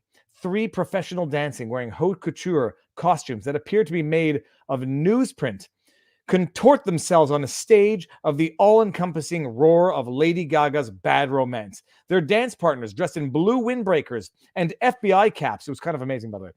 And I had no idea this was going to be there. I thought this was going to be a book launch. Run their hands lasciviously up the mainstream media sirens. Behind them on an enormous screen, graphics emerge through war zone CGI smoke. The New York Times logo followed by a verses, followed by Veritas. Be brave, do something. For once, no one can dispute the truth of a Project Veritas claim. This is, as promised, an unforgettable experience. I don't know if that person wrote that thinking that was going to be a hit piece or turn more people onto Project Veritas. But my goodness, Jadid, well done, because you've just amplified Project Veritas. Robert, I had no idea they're, again, amplifying a message. I had no idea their fundraising went from what it went to what is it currently at now? It's in the millions of. And I think people that like wanted to accuse him of being motivated by money or power or recognition or ego are recognizing otherwise, because what's happening is it's turning out to be one of the best investments you can make. He is pouring it into supporting whistleblowers, pouring it into more reporters, and that's why he just continues to explode in his coverage. And it came out with Judicial Watch did a FOIA response, found out that Big Pharma is involved in talking to the FBI and other people about Project Veritas. I mean, it's a guy that's going up against the Biden administration, the New York Times, and Big Pharma and Big Tech all at the same time, and big media. But all it's done is he's, exposés on CNN, exposés on Big Pharma, exposés on the COVID vaccine, exposés on a wide range of topics and issues, and continues to be one of the primary places whistleblowers now go. Whistleblowers don't go to the New York Times anymore. Whistleblowers go to James O'Keefe and Project Veritas. Why? Because he's shown repeated success at being able to get their story out to a large number of people, not only a large number of people, large number of politically influential public officials. I mean, there were 3 congressmen there just that night, just for the Miami event. And it was fun to, get to chat with them and a wide range of other people. Amanda Milius, who's, producing who produced The Plot Against the President, producing a film on the real story behind what happened to John McAfee, an authorized story by McAfee's family and loved ones, and a range of other topics. All this sort of force coming together in large part because of the work he's done and the success he continues to achieve. And people who invest in him get to see bigger and better results. I mean, his book is about being an American muckraker, and he continues to have precedent-setting results to the degree that if you ask what journalist in the last 10 years has broken the biggest number of insider whistleblower stories, the answer is James O'Keefe and Project Veritas. This is where when you read through the article, you realize it's intended to be a hit piece, but it might just be a promotional piece where the author, the journalist, says his stories are circulated widely on right-wing conservative media. I was like, dude, the Acorn story was circulated everywhere. Left-wing media, mainstream media. So nice try. But I mean, wrong. The Biden administration isn't sicking the FBI on him because it's only in some small little corner of the world that his stories are circulating. That isn't why that happened. The corrupt Landro political machine of Louisiana didn't target him as a kid because he was being inconsequential in his coverage and his exposés.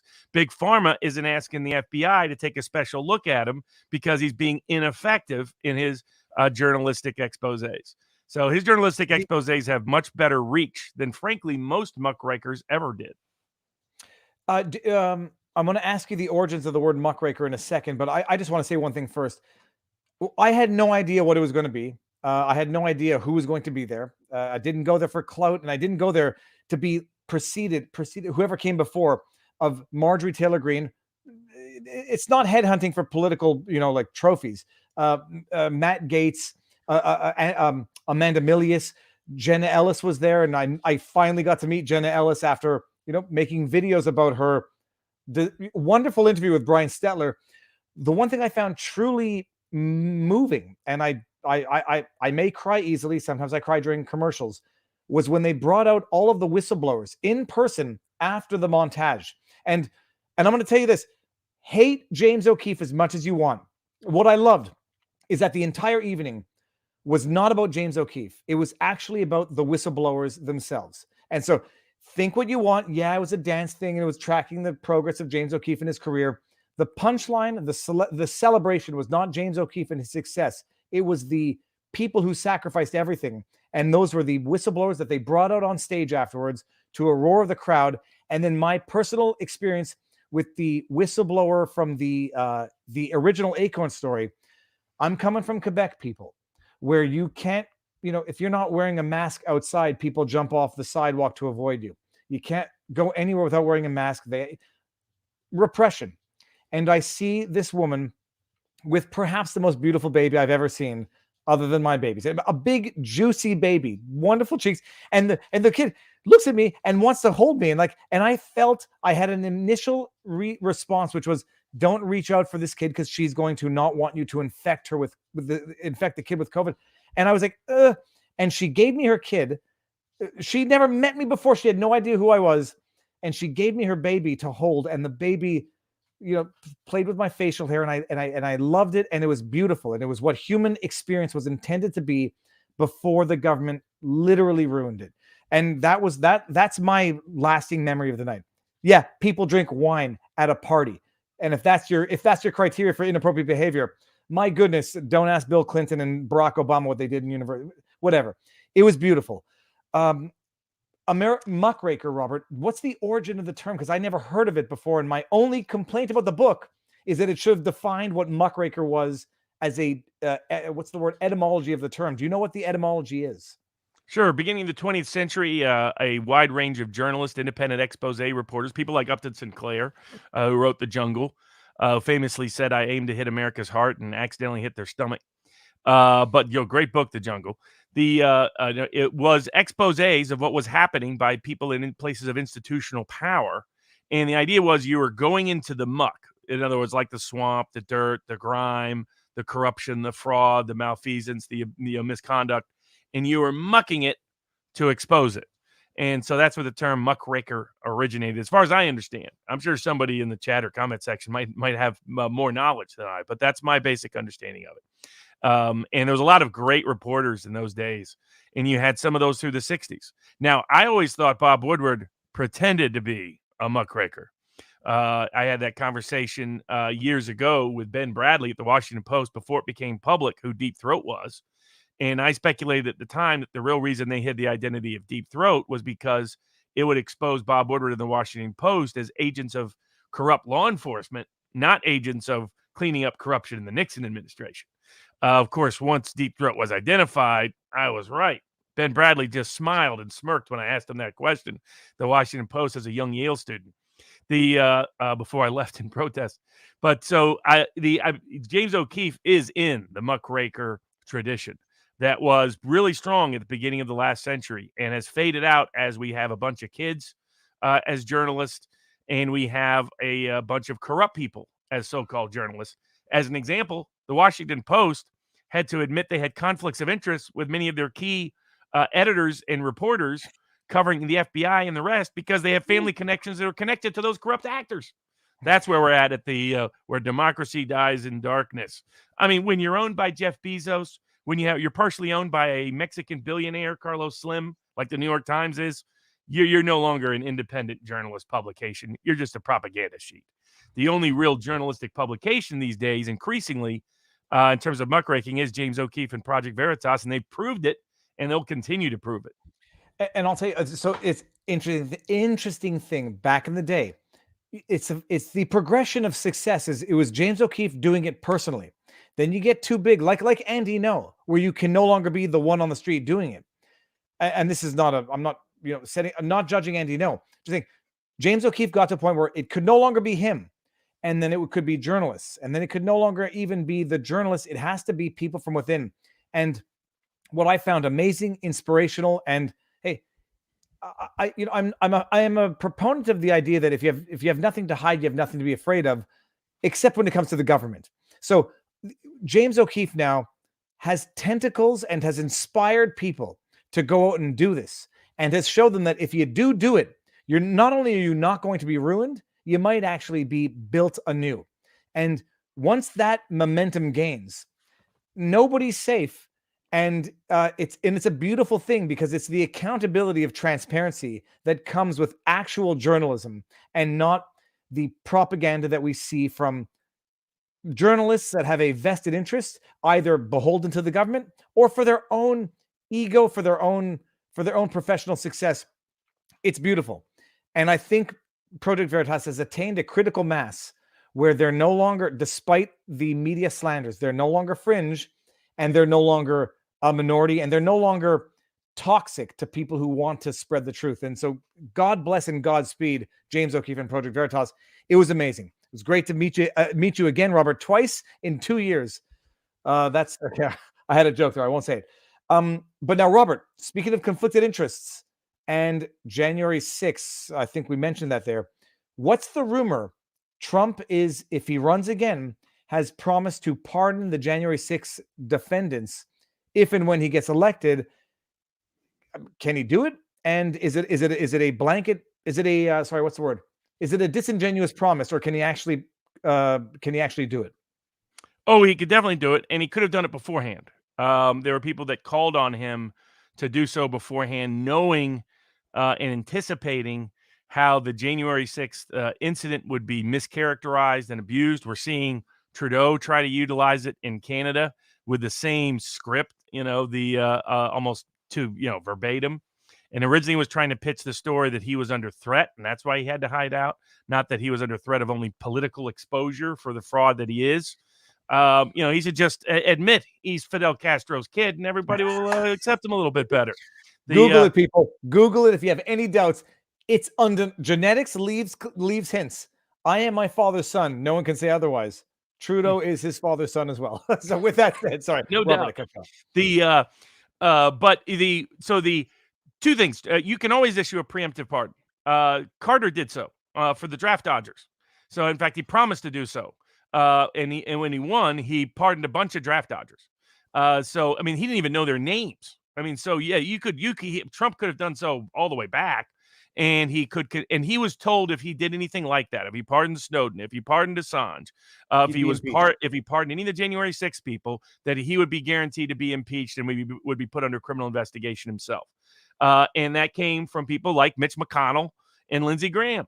And it's probably not a coincidence that Mitch McConnell, his wife and his wife's family and Mitch McConnell's own wealth comes heavily from corrupt ties to China.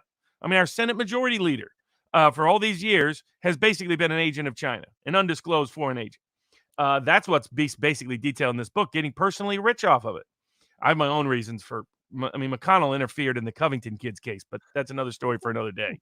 Attorney Robert Barnes does not forget and always holds the line. Just so anybody who's new to the chat, channel. It's one of the eternal truths, you could say. Never forgive, never forget, hold the line. Robert, wait, stop for 1 second, Robert. I never responded to the chat vote.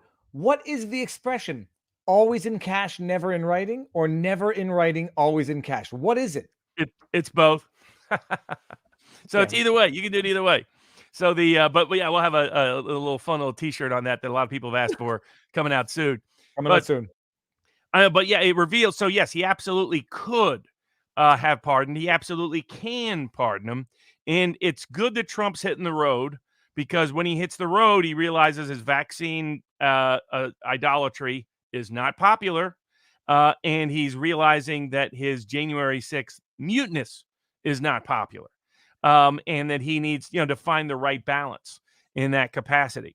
Now, his lawyer is currently in federal court fighting a January 6th subpoena that of course, it's the federal court in the District of Columbia. So shock, that court's ordering him to go through an entire privilege log and is ordering him to turn over a bunch of documents on short notice, because the federal courts in D.C., as they did this past week in a sentencing case, a Trump appointee no less, is obsessed with they are what I said from the get-go. There's not a federal district court judge in the District of Columbia that can be impartial on these cases. They feel personally attacked by what happened on January 6th. These cases need to be out of D.C. The jury pool is Richard Barris, the People's Pundit, for those people who don't know him, documented in a poll, over 90% of potential jurors in the District of Columbia have already convicted every single one of the defendants. So there's no way they can get a fair and impartial jury trial. As I also predicted, a bunch of the defendants that are being represented by John Pierce have either fired him or are complaining to courts about how utterly incompetent and incapable he is. And so those are the issues that continue to percolate in the January 6th cases. On the John Pierce side, one thing that did get wrapped up this past week was the Rittenhouse Bailey. Yeah, but before you get there, I just want to ask, because someone who thinks like me is going to say, okay, Robert, yeah, fine. The judges in DC are all conflicted because they feel personally attacked. Are you not proposing a problem with no solution? What would be the solution to that? Move it out of the district. Because there's federal judges throughout the rest of the country that don't feel personally attacked because they don't live in DC. They don't practice in DC. So almost all of these defendants are not from DC. They should be tried in their home district. That's where they should be tried. That's our tradition in America. Tradition in America is you get tried where your home is more often than not. Yeah, in certain tax cases, they have to transfer it to your home district. They can't try it in DC or other places. But it's DC. The jury pool is impossible. You're entitled constitutionally to an impartial jury pool. Not possible in the District of Columbia. You're entitled to a judge that's not only impartial but reasonably perceived as impartial. You cannot get that in the District of Columbia. They should try these defendants in their home districts, and all the lawyers should move to transfer for jury reasons and judicial bias reasons on these cases, because these judges are saying crazy things that don't correspond to the facts. Brandon Straka had to deal with this judge that went on a nutty routine that was embarrassing, that would be embarrassing if they didn't live in the District of Columbia. I mean, that's the other thing. These other judges not only don't feel personally attacked, some of them actually live in real world towns, real world places with real world people, not in the tiny bubble that is the District of Columbia. District of Columbia judges are notoriously completely disconnected from the real world. It's a town that's mostly owned by foreign governments these days, in terms of you look at where the lobbying money comes from, as is heavily detailed in Red Handed as well by Peter Schweitzer.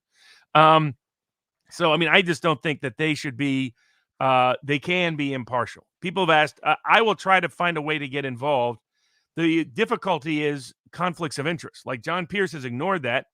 Big law article this week on how that creates a lot of problems, and he may get kicked out of all the cases ultimately, because you don't always have, you may have one client that has a different interest than another client. You may have one client that may testify against another client. That's a problem. And that's why what I've recommended is people set up an independent, like amicus type group, where we could provide free legal information and advice that all the January 6th defendants could benefit from, without being burdened by representing any one of them to such a degree we're conflicted out of helping all the rest. So still trying to figure out a way for that to work functionally. But what's happening in the District of Columbia is proving it is unable and incapable of being impartial in these cases, just as the jailers and the U.S. Marshals, who should be embarrassed. The United States Marshal Service should be embarrassed by how atrocious they are treating these pretrial detainees, some of whom now have been detained for more than a year, which in my view is a due process violation under these cases, because these people are not an imminent risk of harm. And I think constitutionally only flight should be the grounds for you to be denied bail, and none of them are flight risks. They haven't proven that at all. Robert, even if they were flight, even if the criteria were flight and threat risk, none of them, period, full stop. And also, by the way, in Canada, typically the principle is it's the domicile of the defendant where the jurisdiction is proper. So in any of these cases, you go to the domicile of the defendant. So that's the response. They don't want that. Justice Department is terrified of that, because that's places like Arkansas, places like Tennessee, places like Ohio, places like the free state of Florida, as Matt Gates said at the Project Veritas experience. A wide range of places that they're scared of. It shows you they're terrified of the whole rest of the country. That's what January 6th cases are really all about. It's the politicians and the privileged class being terrified of their own country, because down deep, a lot of them are more loyal to foreign governments than they are to America. And I said the idea that there are any, I don't care what you think of January 6th, the idea that there are any of the defendants that are still or have been incarcerated in pretrial detention for a year, 6 months, 2 months, compared to those who have been let out under other circumstances, I will always err. So no one accuses me of a double standard. Always err on the side of pretrial release under conditions. but not sucking and blowing at the same time. But Robert, oh, what was I just about to say? Oh no, the guy from Oath Keepers, Rhodes, who now, you know, I saw lawyer. I tried to tweet it out, like, but I'm picking fights with people who don't know I exist. People celebrating his indefinite pretrial detention because his wife or his ex-wife or his ex-girlfriend posted pictures of him with tunnels, so he becomes a flight risk or a tunnel risk. I mean, Robert, the guy Rhodes, even if you accept the accusations of seditious conspiracy, did nothing violent, overtly violent, accused of whatever, and is in now indefinite pretrial detention. How do you make sense of it? How do you explain it? How do you justify it? Or is it just outright not justifiable? Which shows how politicized our federal courts are. You know, we're seeing courts go in the Justice Department go to great lengths to help everybody who, even people who set people on fire during the BLM riots, take a walk. I mean, for example, this week it came out, and this is one of the reasons why you file lawsuits. It came out in discovery that the mayor of Seattle was prepared to give Black Lives Matter the police precinct itself. Some of the police precincts in Seattle itself within the Chaz zone were going to be handed over to BLM, who apparently has been busy buying Canadian commie real estate, ex-commie owned real estate in Canada. That's what they're doing. They're building a real estate empire. Apparently, they're motivated maybe by some of the same people as red-handed in terms of their motivations of the leaders of Black Lives Matter in terms of their organizational activity. While some of those defendants in those cases, they're recommending lower sentences or just getting to completely walk away, even when people were died as a consequence of their actions. Here, they're I've seen them, same federal courts, put elderly people in prison for 5 years over tax issues, over sometimes old tax issues. It's the politicization of the federal judiciary has always been present. We're just seeing it on amplified display over what happened in 2020. Because if he was going to flee, he would have already fled. He didn't flee. He was out for over about a year since the incident, knew he was under criminal investigation, never fled. So there couldn't be more compelling evidence the person's not a flight risk. The constitutional standard is supposed to be that there's no other conditions of release that you could impose that just gives that would prevent flight. And what that means is the person has to be more likely than not to flee, number one, and number two, more likely than not to be successful fleeing. Here's the reality: less than 1% of all criminal defendants ever flee. It is a minuscule probability. And if you look at who flees, people that are gangbangers, people that have been in the criminal world their whole life, people that are not U.S. citizens, nobody else practically flees. It's a tiny, tiny, tiny percentage. And not just that, who the hell can flee in today's day and age? You need to be double vaccinated to leave the country. You need so people ragging on the vaccination. These are the days of Doc Holliday where you could just travel across state lines and never get extradited. Those days are gone. It's nuts. But I just want to plug, because you mentioned it, this came up in a podcast I did with Coffee and a Mic today, which I tweeted out. Where we had briefly discussed the BLM American version buying lots of real estate in Canada, fancy real estate. And I said, I don't judge anybody by their success. I don't judge anybody by the way they live, unless they tell other people to live in a way that is not in conformity with the way they live. So even if they raise the money on a false pretense, how does owning ex-commie real estate in Canada help Black Lives Matter? We'll get Robert getting there in a second. I was going to say, politicians traveling to Bermuda, I don't care, unless you're sitting there saying lock down and hunker down and don't see your family because of COVID, but I'm going to scamper off to wherever. I don't mind consistency. I mind hypocrisy. So the BLM saying we're a socialist Marxist movement, eat the rich, but I'm going to go get rich. Yeah, you might have crossed the line of hypocrite somewhere along the lines. So Coffee and a Mic. I did a podcast with them today. It was great. It's on Twitter. So they're gonna lock this guy up indefinitely. And so everybody doesn't know. I'm not trying to glamorize Mr. Rhodes. I forget his first name. That's the only reason why I'm mistering him. The dude is not a nobody. He's a lawyer. He's an ex-military vet. I don't know where he lost his eye, but he wears a patch, which I think is going to be great ammunition for left-wing media to demonize, the guy with the patch. Well, they do that They've with locked photos him up always. now based on seditious conspiracy. I mean, you go back to Trayvon Martin. Oh, They say that again? portrayed him with a photo that was much younger than he actually was at the time. Whereas they portray, the people they don't like, they show you the mugshots of. The people they do like, Ahmaud Arbery, for example, they portrayed him in his, like I think his high school senior photo. God bless, but that wasn't what he was on that day. But I think we have 4 other topics. One of which is the Edgecombe trial. Another is the mask dispute in Virginia. Another is Google, and another is Rittenhouse bail. So on Rittenhouse bail, we can get to briefly. Okay, let's So do. on I was going to say Rittenhouse bail, Google. what they did is Lynn Wood agreed to the distribution that he had agreed with me 6 months ago. So the court accepted. Robert, back it up even more. They had because Pierce had raised, what was it, $1 million plus in bond that they had to post. So the backstory is, well, $2 million. $2 million was raised for bail, and it was raised through the Fight Back Foundation by Lynn Wood. And so Lynn Wood had agreed many months ago with me that he was amenable to basically splitting the money. There was $150,000 that was due to Ricky Schroeder, and that the rest split 50-50. Who's Ricky Schroeder? And the grounds being, go ahead. Who's Ricky Schroeder? Oh, an actor. Okay. Why is 150,000?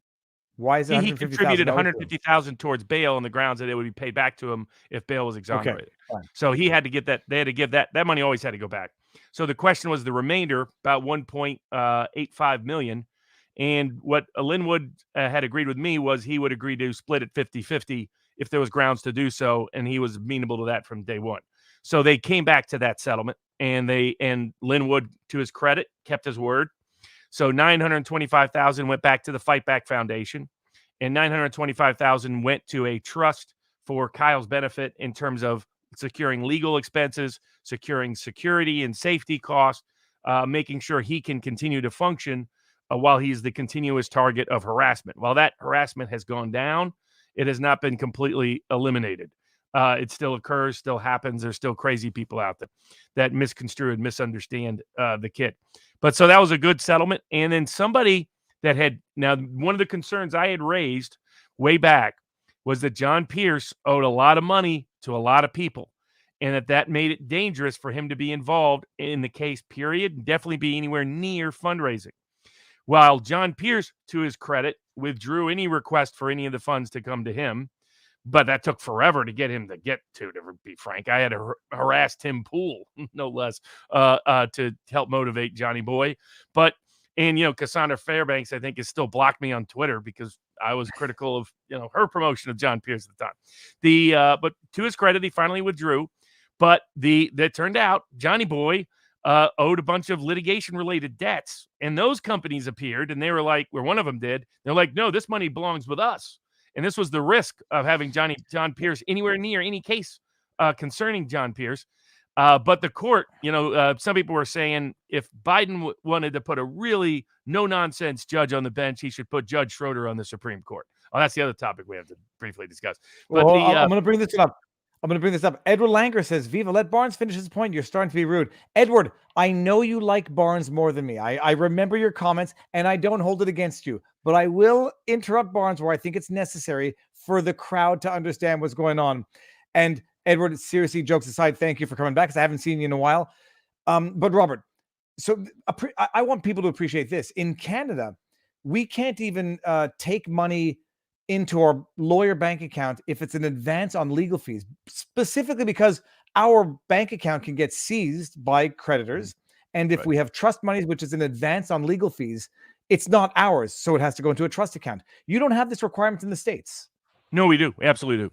But the problem is Pierce has figured out a way to resolve his debts by borrowing money from litigation funders. And that's a risky environment. It was especially risky when they were raising money from the public. I raised this concern early and often, got a lot of pushback from a range of people, including people like Sandra Fairbanks, who blocked me. But it turned out to be a problem. But the based Judge Schroeder was responded by pointing out that they didn't even have a Wisconsin lawyer there to advocate their point, so he wasn't interested in what they had to say.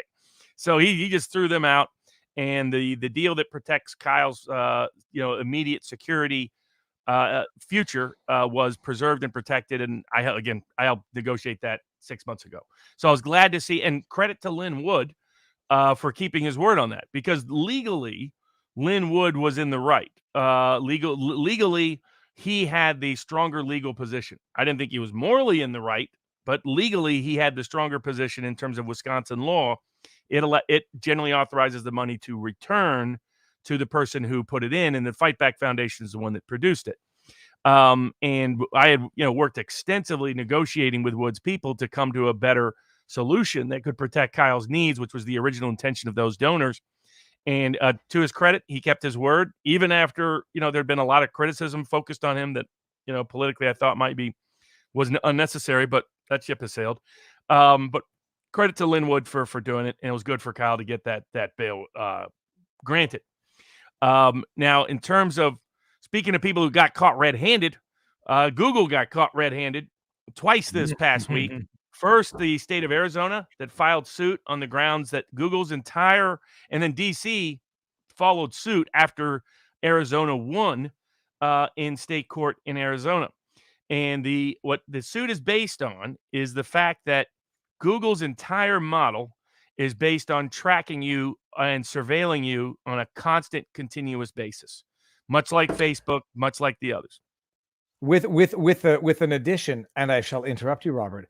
You cannot control or prevent them from doing it because it's baked into the undeletable apps, despite warranties and representations, unless I misunderstood the lawsuit. That's exactly right. I mean, the issue is their business model is based on something they can't achieve. Their business model is based on tracking people constantly and surveilling them continuously, often in secret. But the problem is the people don't want that. And because people don't want that, they have to engage in illegal conduct for their whole business model to work. And their illegal conduct, aside from all their antitrust behavior, their illegal conduct is they lied to you. They tell you you can go into privacy mode and that they won't be able to track you and they won't be able to trace you and they won't be able to surveil you when they built in through all their free apps. Because again, if something's free, you're the product. That's what they did, and that's how they used it. And so Arizona brought suit that it was consumer fraud under Arizona law. Arizona won the summary judgment motion, almost all of it. I put it up on our locals board so people can see the highlighted versions of it at vivabarneslaw.locals.com. And so it was a big win against Google because, again, Google has admitted 95% of their advertising profits derive from location services. And the reality is probably 95% of the people would prevent them from doing so if they could technologically, but Google precludes it because of their monopoly influence over the Android system and of the App Store. And then the District of Columbia followed suit and brought suit against them on those grounds. More and more attorney generals are looking at bringing suit. More and more individuals are bringing suit. And it's the kind of suit that if the damages were honest damages, Google wouldn't exist anymore in its current business model. So it will be interesting to see how it ultimately develops. But that was very good legal news for the week. And that was the basis of the lawsuits were consumer protection laws and not antitrust laws, right? So it's basically that's correct. Warranties and fraudulent warranties and representations that they're not delivering on, and they don't need to argue monopoly or the other complicated arguments in law. They're going after consumer protection law, which is generally speaking interpreted very much in favor of the consumers, not in favor of the big bastard companies. And speaking of which, yeah, the antitrust suit, the biggest one they face outside of the government suits is Rumble's suit against Google, which is marching forward in Oakland, California. And they even haven't moved to dismiss the entire case. They've tried to move to dismiss part of the case, waiting on the judge's ruling, but part of it's going to go into discovery. And so the Rumble's going to get to discover a lot of interesting things about what Google has been up to. So Google continue to faces a lot of legal risk from a lot of legal places. And I think they're hoping the Biden administration helps bail them out. Their friends in China help bail them out. But they may be increasingly at serious, substantial exposure that's being underrated in parts of the market that don't fully understand exactly what the consequences of some of these suits can be. So all of that will be interesting to watch. And what did Zuckerberg ultimately name his kid at the request of? Well, even President Xi of China said it was inappropriate for him to name Zuckerberg's kid. So even Xi has limits that Zuckerberg doesn't. Fantastic. I'm going to bring this one up. Please run never write if you can speak, never speak if you can nod, never nod. It's beautiful. I screenshotted that twice because I love it. By Barnes. If he knows where it's from, $20 SC coming in. Barnes is the info goat, greatest of all time. Robert, what were the other two subjects that we had to close up before I add one more to the list? So yeah, another one is the Virginia. So some Virginia school districts didn't like the governors. I mean, it shows elections have consequences. Virginia won. The Republicans won legislative seats, the governorship, and the attorney general. The attorney general reversed the old attorney general and said, no, you cannot mandate vaccines, universities in Virginia, because you don't have that statutory authority from the legislature, which was the proper interpretation compared to the last politically motivated attorney general. The governor came in and said it's time to free the kids. And no more mask mandates can be, and that this should be up, and local parents should be determining local school policy. And some local school districts were so enraged, they filed suit demanding the masks go back on those 3-year-olds and 4-year-olds and 5-year-olds. We'll see how those suits turn out. So far, when those suits have faced the higher appellate level, they have lost. But, there's some at the district court level. There's courts in Tennessee, courts in Texas, courts in other places that have tried to force masks on children on the grounds that somehow it protects the disabled, which makes no sense to me whatsoever. It's fascinating. The violations of the ADA are that the entire process of what's happening is the vaccine mandates and mask mandates is what violates the ADA, not an absence of a vaccine or a mask mandate. But the courts are only applying it in one way rather than the other way in too many of these instances. But I think ultimately the governor will win those cases. But we'll see how they ultimately translate. I'm just imagining, first of all, I'm reading this chat, but I'm imagining a world in which people get vaccinated and believe that others need to be vaccinated to protect them. They wear masks and then believe that other people need to wear masks to protect them. They are vaccinated, wearing masks, and believe that they're still at risk unless other people are vaccinated and wearing masks. It's delusion. It's delusion, people. This is not medical advice. It's just psychological advice. And you can take it from someone who might be able to properly dispense of it. Well, speaking of insanity, the good Louisiana pastor, Tony, I think it's Tony Spell, if I recall correctly his name. First, he's facing criminal misdemeanor allegations in East Baton Rouge for simply holding church during the pandemic, which is absurd. I mean, it's just like the Canadian pastor case. But it's not been covered enough because that should not be happening, period. And now he faces additional fines because he shot and killed an alligator in the backyard of his church. And it turns out that there's special rule. I don't know where these laws and rules came from by some Louisiana bureaucrat. Who knows? But apparently you got to be careful before you kill an alligator in your own backyard. And this is like Louisiana, where they got plenty of those. I mean, I thought, there's the great TV show about that I like to watch with the alligator hunters down in the bayou. I was unaware of this regulatory rule, and it sounds almost as ridiculous as him facing criminal charges for simply holding church during a pandemic, especially in the state of Louisiana, the same state where there's a current suit against the mayor of New Orleans who's trying to impose a vaccine passport on little children. That will be going to Orleans Parish. The case already been filed, and there'll be hearings soon. Hopefully, the Louisiana courts step in before all of this insanity related to the pandemic policy goes any further. The charges for killing the alligator, was it reckless discharge of a firearm, or was it killing No, an animal? You can't kill an alligator without special permission, apparently, outside of limited circumstance. I've never heard of this. This is what happens when you let bureaucrats determine regulatory policy. I remember years ago, somebody got arrested for catching the wrong fish at the wrong time on a public park. I mean, it's like, where do these rules come from? Well, catching, this is what, Robert, where they go haywire is you can catch a fish that you're not supposed to catch if you're not fishing for it deliberately. But even if it dies for whatever the reason, you hook it in the gill, you have to throw the dead fish back in the water. You can't keep it. These are some of the laws in Canada. So you're not allowed fishing for let's just say bass and walleye during spawning season. So you can't specifically target them. So there's certain lures and whatever. If you catch them, you have to throw them back, even if they die. It's bureaucrats who have no idea of like anything, but just, more laws, less justice. And I mean, I guess the solution is you kill the alligator. You don't tell anybody you kill the alligator. You just get some alligator boots out of it. well, if they're eating the alligator, I have absolutely no problem with kill the alligator and eat. I brought Robert, the gift I brought back for my kid was an alligator head from I feel sick. It's an actual alligator head from one of those gift shops in Miami Beach. But I made sure to ask and verify on the paper the alligators were farmed, used for their meat and skin, and they're just finding an extra use for their dehydrated heads, which are quite. It made someone. It's an amazing gift. Everyone's a little grossed out. I need to field one, Robert Peckford, Brian Peckford, who is apparently the last living drafter of the 1982 Charter of Rights in Canada, the one that I've been talking about for 2 years, which is not worth the digital paper on which it appears on the interwebs. Peckford is a Nova Scotia, someone correct me, New Brunswick or Nova Scotia, drafter of the 1982 Constitution, the Charter of Rights and Freedoms in Canada, who is suing the federal government for I believe it's the travel restrictions, the requirements to be vaccinated to travel, but for some of the restrictions that have been imposed because of COVID. And look, people, he's invoking the exact same provisions of the charter that I have been saying have been violated for 2 years.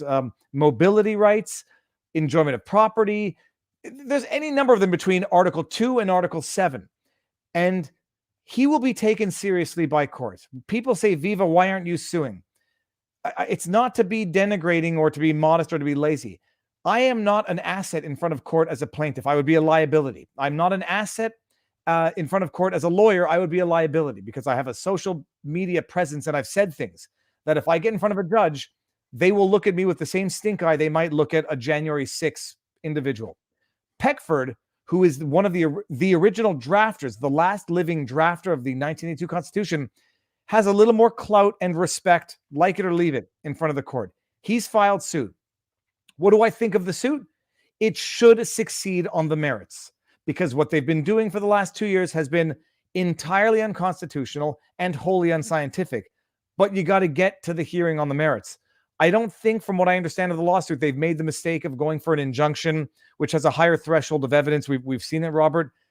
He's gone for a permanent injunction, declaration that these measures are unconstitutional.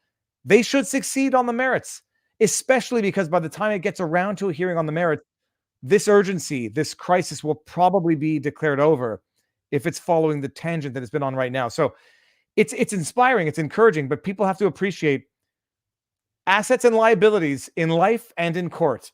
And I know where my assets are in life, and I know where my liabilities are in life right now. Peckford is from Newfoundland. Sorry, thank you very much. Peckford. I don't think it's Peckerford. I think it's Peckford.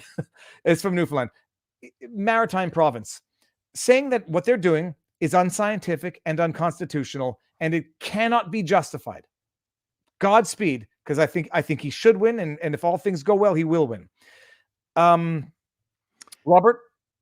The two other topics we had was the Edgecombe. Well, we had like 50 potential topics, but two of the ones to get to this week are the Edgecombe trial verdict and the Queen's Gambit Netflix defamation suit. On the Edgecombe trial, there was a lot of this was the trial of the individual African American was on a bike in Milwaukee. Got into some sort of dispute with a lawyer who was driving. The lawyer ended up getting shot and killed by the man on the bike. The man on the bike, left, I guess you could say, for 6 months. And so he was charged with first-degree murder and then the lower categories of murder. And his defense was that it was self-defense. And there was a good amount of skepticism by a range of people on that self-defense claim. But from my listening to the closing arguments, it wasn't quite clear to me that self-defense didn't apply at some level. The issue was that, there was no evidence that the lawyer used a weapon against him at the time he pulled a gun and shot him in the head. and then the fact that he fled. What's interesting is his lawyer did a very good job of using the fact that he fled, which was going to come into trial, as a way to pick the jury and excluded from the jury anybody who thought fleeing automatically meant guilt. And so that's why I think he did a really good job in jury selection, number one. Number two, his closing argument, which I understand, for some people they were critical of, but I think was actually the smarter closing argument than the government's, which was, it was heavily rhetorical, it was very emotional, and it appealed to a range of cases like the Arbery case and other cases. And the defense's version was he got into a dispute with him, he punched him in the mouth, he fled on his bike. All of a sudden, the lawyer chased him down. The lawyer hopped out. That his physical demeanor and disposition, he thought he was at risk, and that's why he fired the gun. Now, legally, the question is whether he really believed he was defending himself, and then secondly, whether that belief was reasonable. If he really believed he was defending himself, but it was unreasonable, then he's guilty of reckless homicide. If he really believed he was defending himself and it was reasonable under Wisconsin law, then he is not guilty of either. A lot of people thought he would be convicted of first-degree murder. The jury did not. The jury convicted him of reckless homicide. And the defense, laced their commentary not only with a lot of emotional appeals and historical analogies. They quoted, famous people. I think that style of defense is often better than a prosecution that's kind of more limited and narrow as their prosecution presentation was. The one thing that, a lot of people that were critical of the verdict, my thing was, one, it did appear the lawyer chased him down from the brief video that they do have. And then the second part, he's chasing down a guy on a bike. What was he planning on doing? Having a discussion over being hit earlier? The second thing is, it turned out he did have a knife in his pocket. But what was that knife for? So I did think there was reasonable doubt as to first-degree murder under the circumstances, or at least I saw a credible argument for that. And I thought the jury probably made the right verdict. There were, some people that were very critical of that jury verdict because they thought he was guilty of first-degree murder. I didn't see evidence beyond a reasonable doubt of that. But again, I only watched the closing arguments, so I didn't. I only knew of the facts, the overview. I was tuning into Nick Rekieta. Everyone knows. Yeah, did a great job. Breaking it down. Had it with Andrew Bronca. Good Logic was on there. Legal Bites was on there. So it's a great format he's doing of presenting it. And he has to remind people that they're going to make live commentary during the trial because that's the point of them doing a panel. And that if you want just the uncensored part, you can always go to Law and Crime because they need the subscribers these days, apparently. But aside from but yeah, it's a great style of presentation. It's introducing people to the substance of trials, and Nick does a great job in that all the way across the board. I was going to, everyone in the chat, you can call me the coward, you can call me the pushover, you can accuse Robert and I of being easy people to steal from because we don't believe that theft should escalate to being shot. If I get punched in the face by someone on a bike at a traffic light, I'm not chasing them down. My goodness, I'm collecting my teeth. I'm going to the police. I'm definitely not doing it in Milwaukee. Just FYI. No, I'm like, I'll collect my teeth. I'll go to the cops and the dentist, probably in that order. But to chase someone down in your vehicle, it's not to say. It appears he was drunk. It appears from the blood alcohol test that he was drunk. Well, that might explain the heightened sense of impunity. But then when I found out he had a knife in the pocket, that sounds like a guy that was coming at with an aggressive, violent posture. That tells me other things about what a person could reasonably perceive him maybe unreasonably. And I think that's where the jury made a reasonable verdict. They're like, that reaction was an excessive reaction and not reasonable, but we believe you really believed it was reasonable. And that's where reckless homicide is what the verdict was. Yeah, no, and someone said Edgecombe didn't see the knife. He's being chased there's no down. evidence he did. But the key to me of that, why does that still matter then? It's because we're not there to see what the lawyer's physical posture looks like. All of the body language we can't really see from the video. The fact that he's got a knife in his pocket tells me something about what it's likely his body language looked like. It wasn't, hey, how are you? Let's cut a deal and let's feel better and go home about this. Just give me an advance for my dental work and we'll be on our way. Yeah, exactly. Bottom line, it would have been easy to avoid, and you can argue over the justice after the tragedy. But what's the Queen's Gambit defamation suit? I didn't even get to that. What's fascinating is it turns out that really maybe the whole Queen's Gambit story, it's based on a novel, was heavily inspired by a highly successful Russian chess female player who had to deal with a lot of discrimination in her successes. And the movie decided to name her and say that the fictional character actually played against men, unlike her, except that was completely false. She played against men all the time, and she was trying to overcome the obstacles of sexism. In her actual life history, her life history might be more interesting than the fictional Queen's Gambit popular series on Netflix, and they just lied about her. And so she filed a libel lawsuit. Netflix said they had all these different defenses. That, well, it was substantially true, or which it wasn't. It was patently false. Their other defense, they brought an anti-slap claim to make it expensive for the fact that she sued. They argued that no one would think that it was being factual because, hey, it's a fictional series. That would have been my defense. That was my defense. Yeah, the problem is they used her real name, right?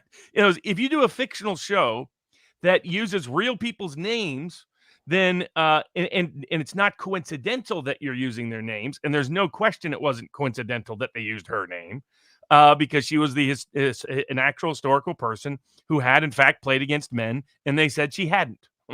they wanted to say, look how great Queen's Gambit is, this fictional character, unlike this historical person who really actually lived the real story that we're kind of hijacking and not paying for.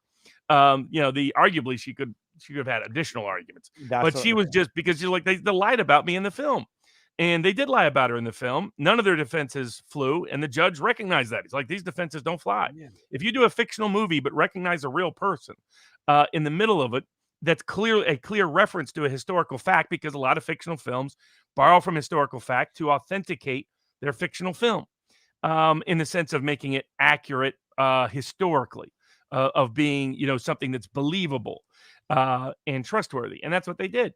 And so it clearly, her suit was right. And it turns out Queen's Gambit made a gambit that didn't work on the chessboard or in court. And my biggest complaint about it was when I watched it, I was like, why didn't they? I think I'm thinking of the same person. I was like, why did they not just make this a documentary on the actual woman and not some fantasy? Like they couldn't actually find an inspirational female chess player who actually existed and did what the Queen's Gambit did. They had to make some fictional fantasy and throw in some other, and that's based on the novelist, but the novelist was honest about her history. And like that was their other excuse. Well, we didn't know. And the judge was like, it's in the book. And he's like, a simple Google search discovers it. And you were consulting chess experts. All of them knew this. They said otherwise, that's just complete irresponsibility. So it was actual malice because she's a public figure. And so it was a good ruling, but a ruling that hasn't got a lot of public attention. I didn't. Queen's Gambit's popularity and Netflix's support in a lot of the media. Darn, I didn't even know there was a lawsuit. I would have been interested in it because I had my issues with the Queen's Gambit as a show. And Robert, it seems that we're taking flack in the chat. People are saying go, this is a problem. Yeah, guys, this was the 10-minute overview of two people who did not dive into the depths that Nick Rekieta did. So, and Edgecombe, I get a lot of people had strong feelings. I would say I think people came into Edgecombe with certain beliefs based on things that before the trial. Now I understand that and it's fascinating watching because I saw a lot of analogies in some of the commenters' reaction to Edgecombe that I saw from the left in Rittenhouse. People that had already preconceived something about the story and kept filtering it through that story. I knew almost nothing about it. All I did was watch the closing arguments from the prosecutor and the defense.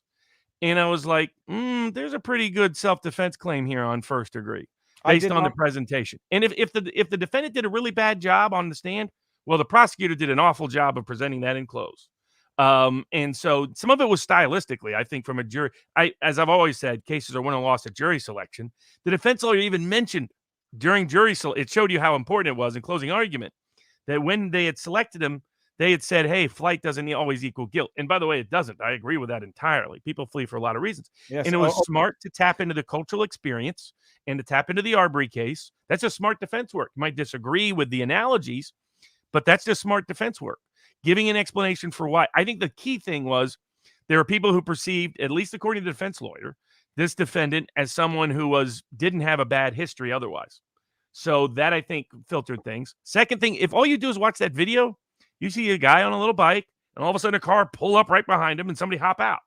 I'll be honest, that strikes me as someone who's being aggressive and provocative. That doesn't, it just looks that way. And again, this is about beyond a reasonable doubt standard, all presumptions in favor of the defendant. And then the cop, they did document that the cop screwed up. I mean, that's almost every case. People don't realize it, but they documented a bunch of mistakes the cops made. So it's like, okay, I'm supposed to convict a guy of first degree murder on those, again, just based on closing arguments. I see the jury being right about reasonable doubt about first degree murder. And I understand other people have different assumptions and different beliefs. That's fine. Have at it. But, at least from the closing arguments, that was the more persuasive claim. And in fairness to me, just so everybody knows out there, Edgecombe was black and the victim was white. His wife was Now, I think, according to what the comments that Nick and Andrew were making, Andrew Bronca and Nick Ricader were making during the close, some of the claims of the defense lawyer that were not objected to during close made it look like the lawyer was part of the white power structure. Okay. That would be. I don't know if that's true or not. I don't recognize his name, so I doubt that was true. I think he was a drunk lawyer who got pissed and decided to escalate a fight in a dumb way. Yep. That's my view. General rule in life, folks. Never mess with someone who has a higher threshold of pain than you do, or a higher threshold of violence than you do. And if you don't know that answer, presume it's higher. I was going to say, you never know that until you do it. Just don't do it. Go home with a bruise, but go home alive. And when I heard the facts and I knew nothing about it, I didn't know race and I had no racial filter through which to analyze this. I just think, okay, fine, punch him in the face. You talk about provocation and then what's the word? 2 steps back, Robert. And then when I hear that the guy chases him down in a car and gets up, fine, I know what I'm thinking. I don't know enough to come to any conclusions. I just know that had everyone calmed down and gone home, they would be alive today, or their lives would not be ruined. But what was it? Reckless homicide.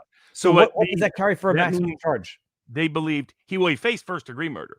Yeah. So what they concluded is that the defendant now maybe they didn't go through, maybe this was their public policy balancing check. They didn't like the lawyer's conduct. They didn't like the defendant's conduct. And so they decided to compromise on reckless homicide. That could have been what practically went on. But legally, it's the defendant really believed he had to defend himself with the use of force that he used, but that belief was unreasonable. And that's what drops it from first degree to reckless homicide. So I think, that's where I saw it. And I think, what this person is saying, it wouldn't surprise me in terms of interpretation of events. But again, just from even without the race issue involved, though I think it matters in lived experience. Put it this way, if there were black jurors on that jury, they're going to be more sympathetic to the black guy on a bike getting channed by the white lawyer in the car, just realistically. And be honest, that's more consistent with their lived experience in many instances. It's just now they didn't for whatever reason they didn't have video of in my understanding, there wasn't reference to it in the closing of the earlier confrontation. And so and a lot of people said he was awful on the stand. Well, then the prosecutor did a real lousy closing argument. Now, and the question is, how much of that is eye of the beholder? Remember, people that didn't like the Rittenhouse case or didn't like Chauvin or didn't like the lady cop that was put on trial, they all said the same thing, right? That tends to be very eye of the beholder belief. I'm a little skeptical that he did terrible on the stand when the prosecution almost never referenced it in close, unless the prosecution is just incompetent. So, and someone says 60 years max for reckless homicide. Is there a minimum? Is there a statutory minimum for reckless homicide that you know? Well, Wisconsin, my understanding of sentencing is pretty flexible. So unless it's changed. Okay. So he'd probably get 10 years. All right. Let's this dude's still going to jail. Everyone's life is ruined, much in the same way of the McMichaels and Ahmaud Arbery. Robert, this has been amazing. We've surpassed our time limit, but only because we had too much on the menu. Who do we have tomorrow night for the sidebar? Patrick Witt, who's running for Congress in Georgia, and who was with me in the foxhole in the election law disputes in Georgia, and worked in the Trump White House. I actually went to Yale too. As you know, there's a hit, so, and he's experienced a wide range of crazy things that have influenced his decision to try to make a difference by running for office directly.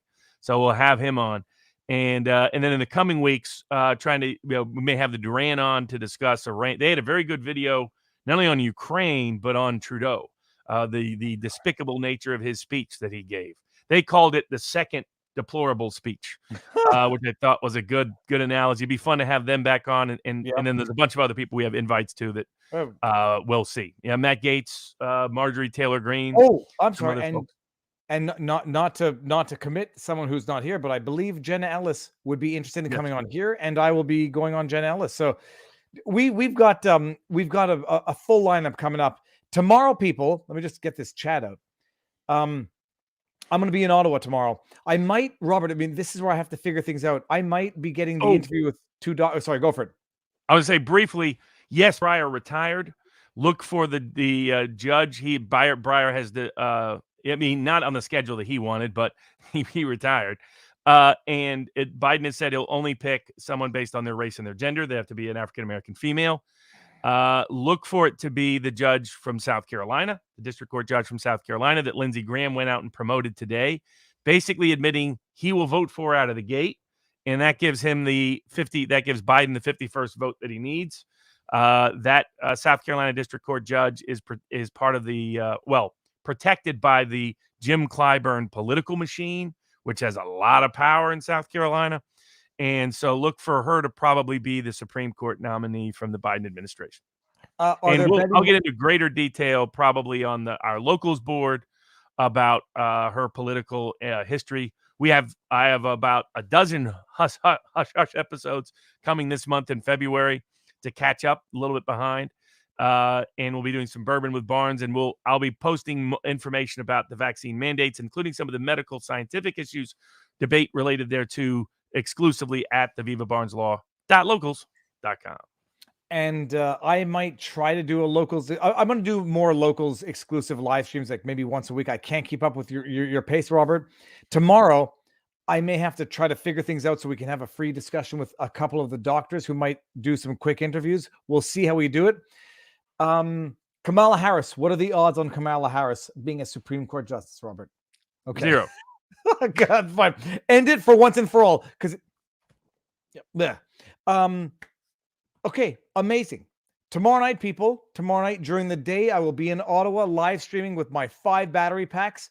Sunday night, we're going to do this, and I hope everyone likes this. This was amazing, Robert.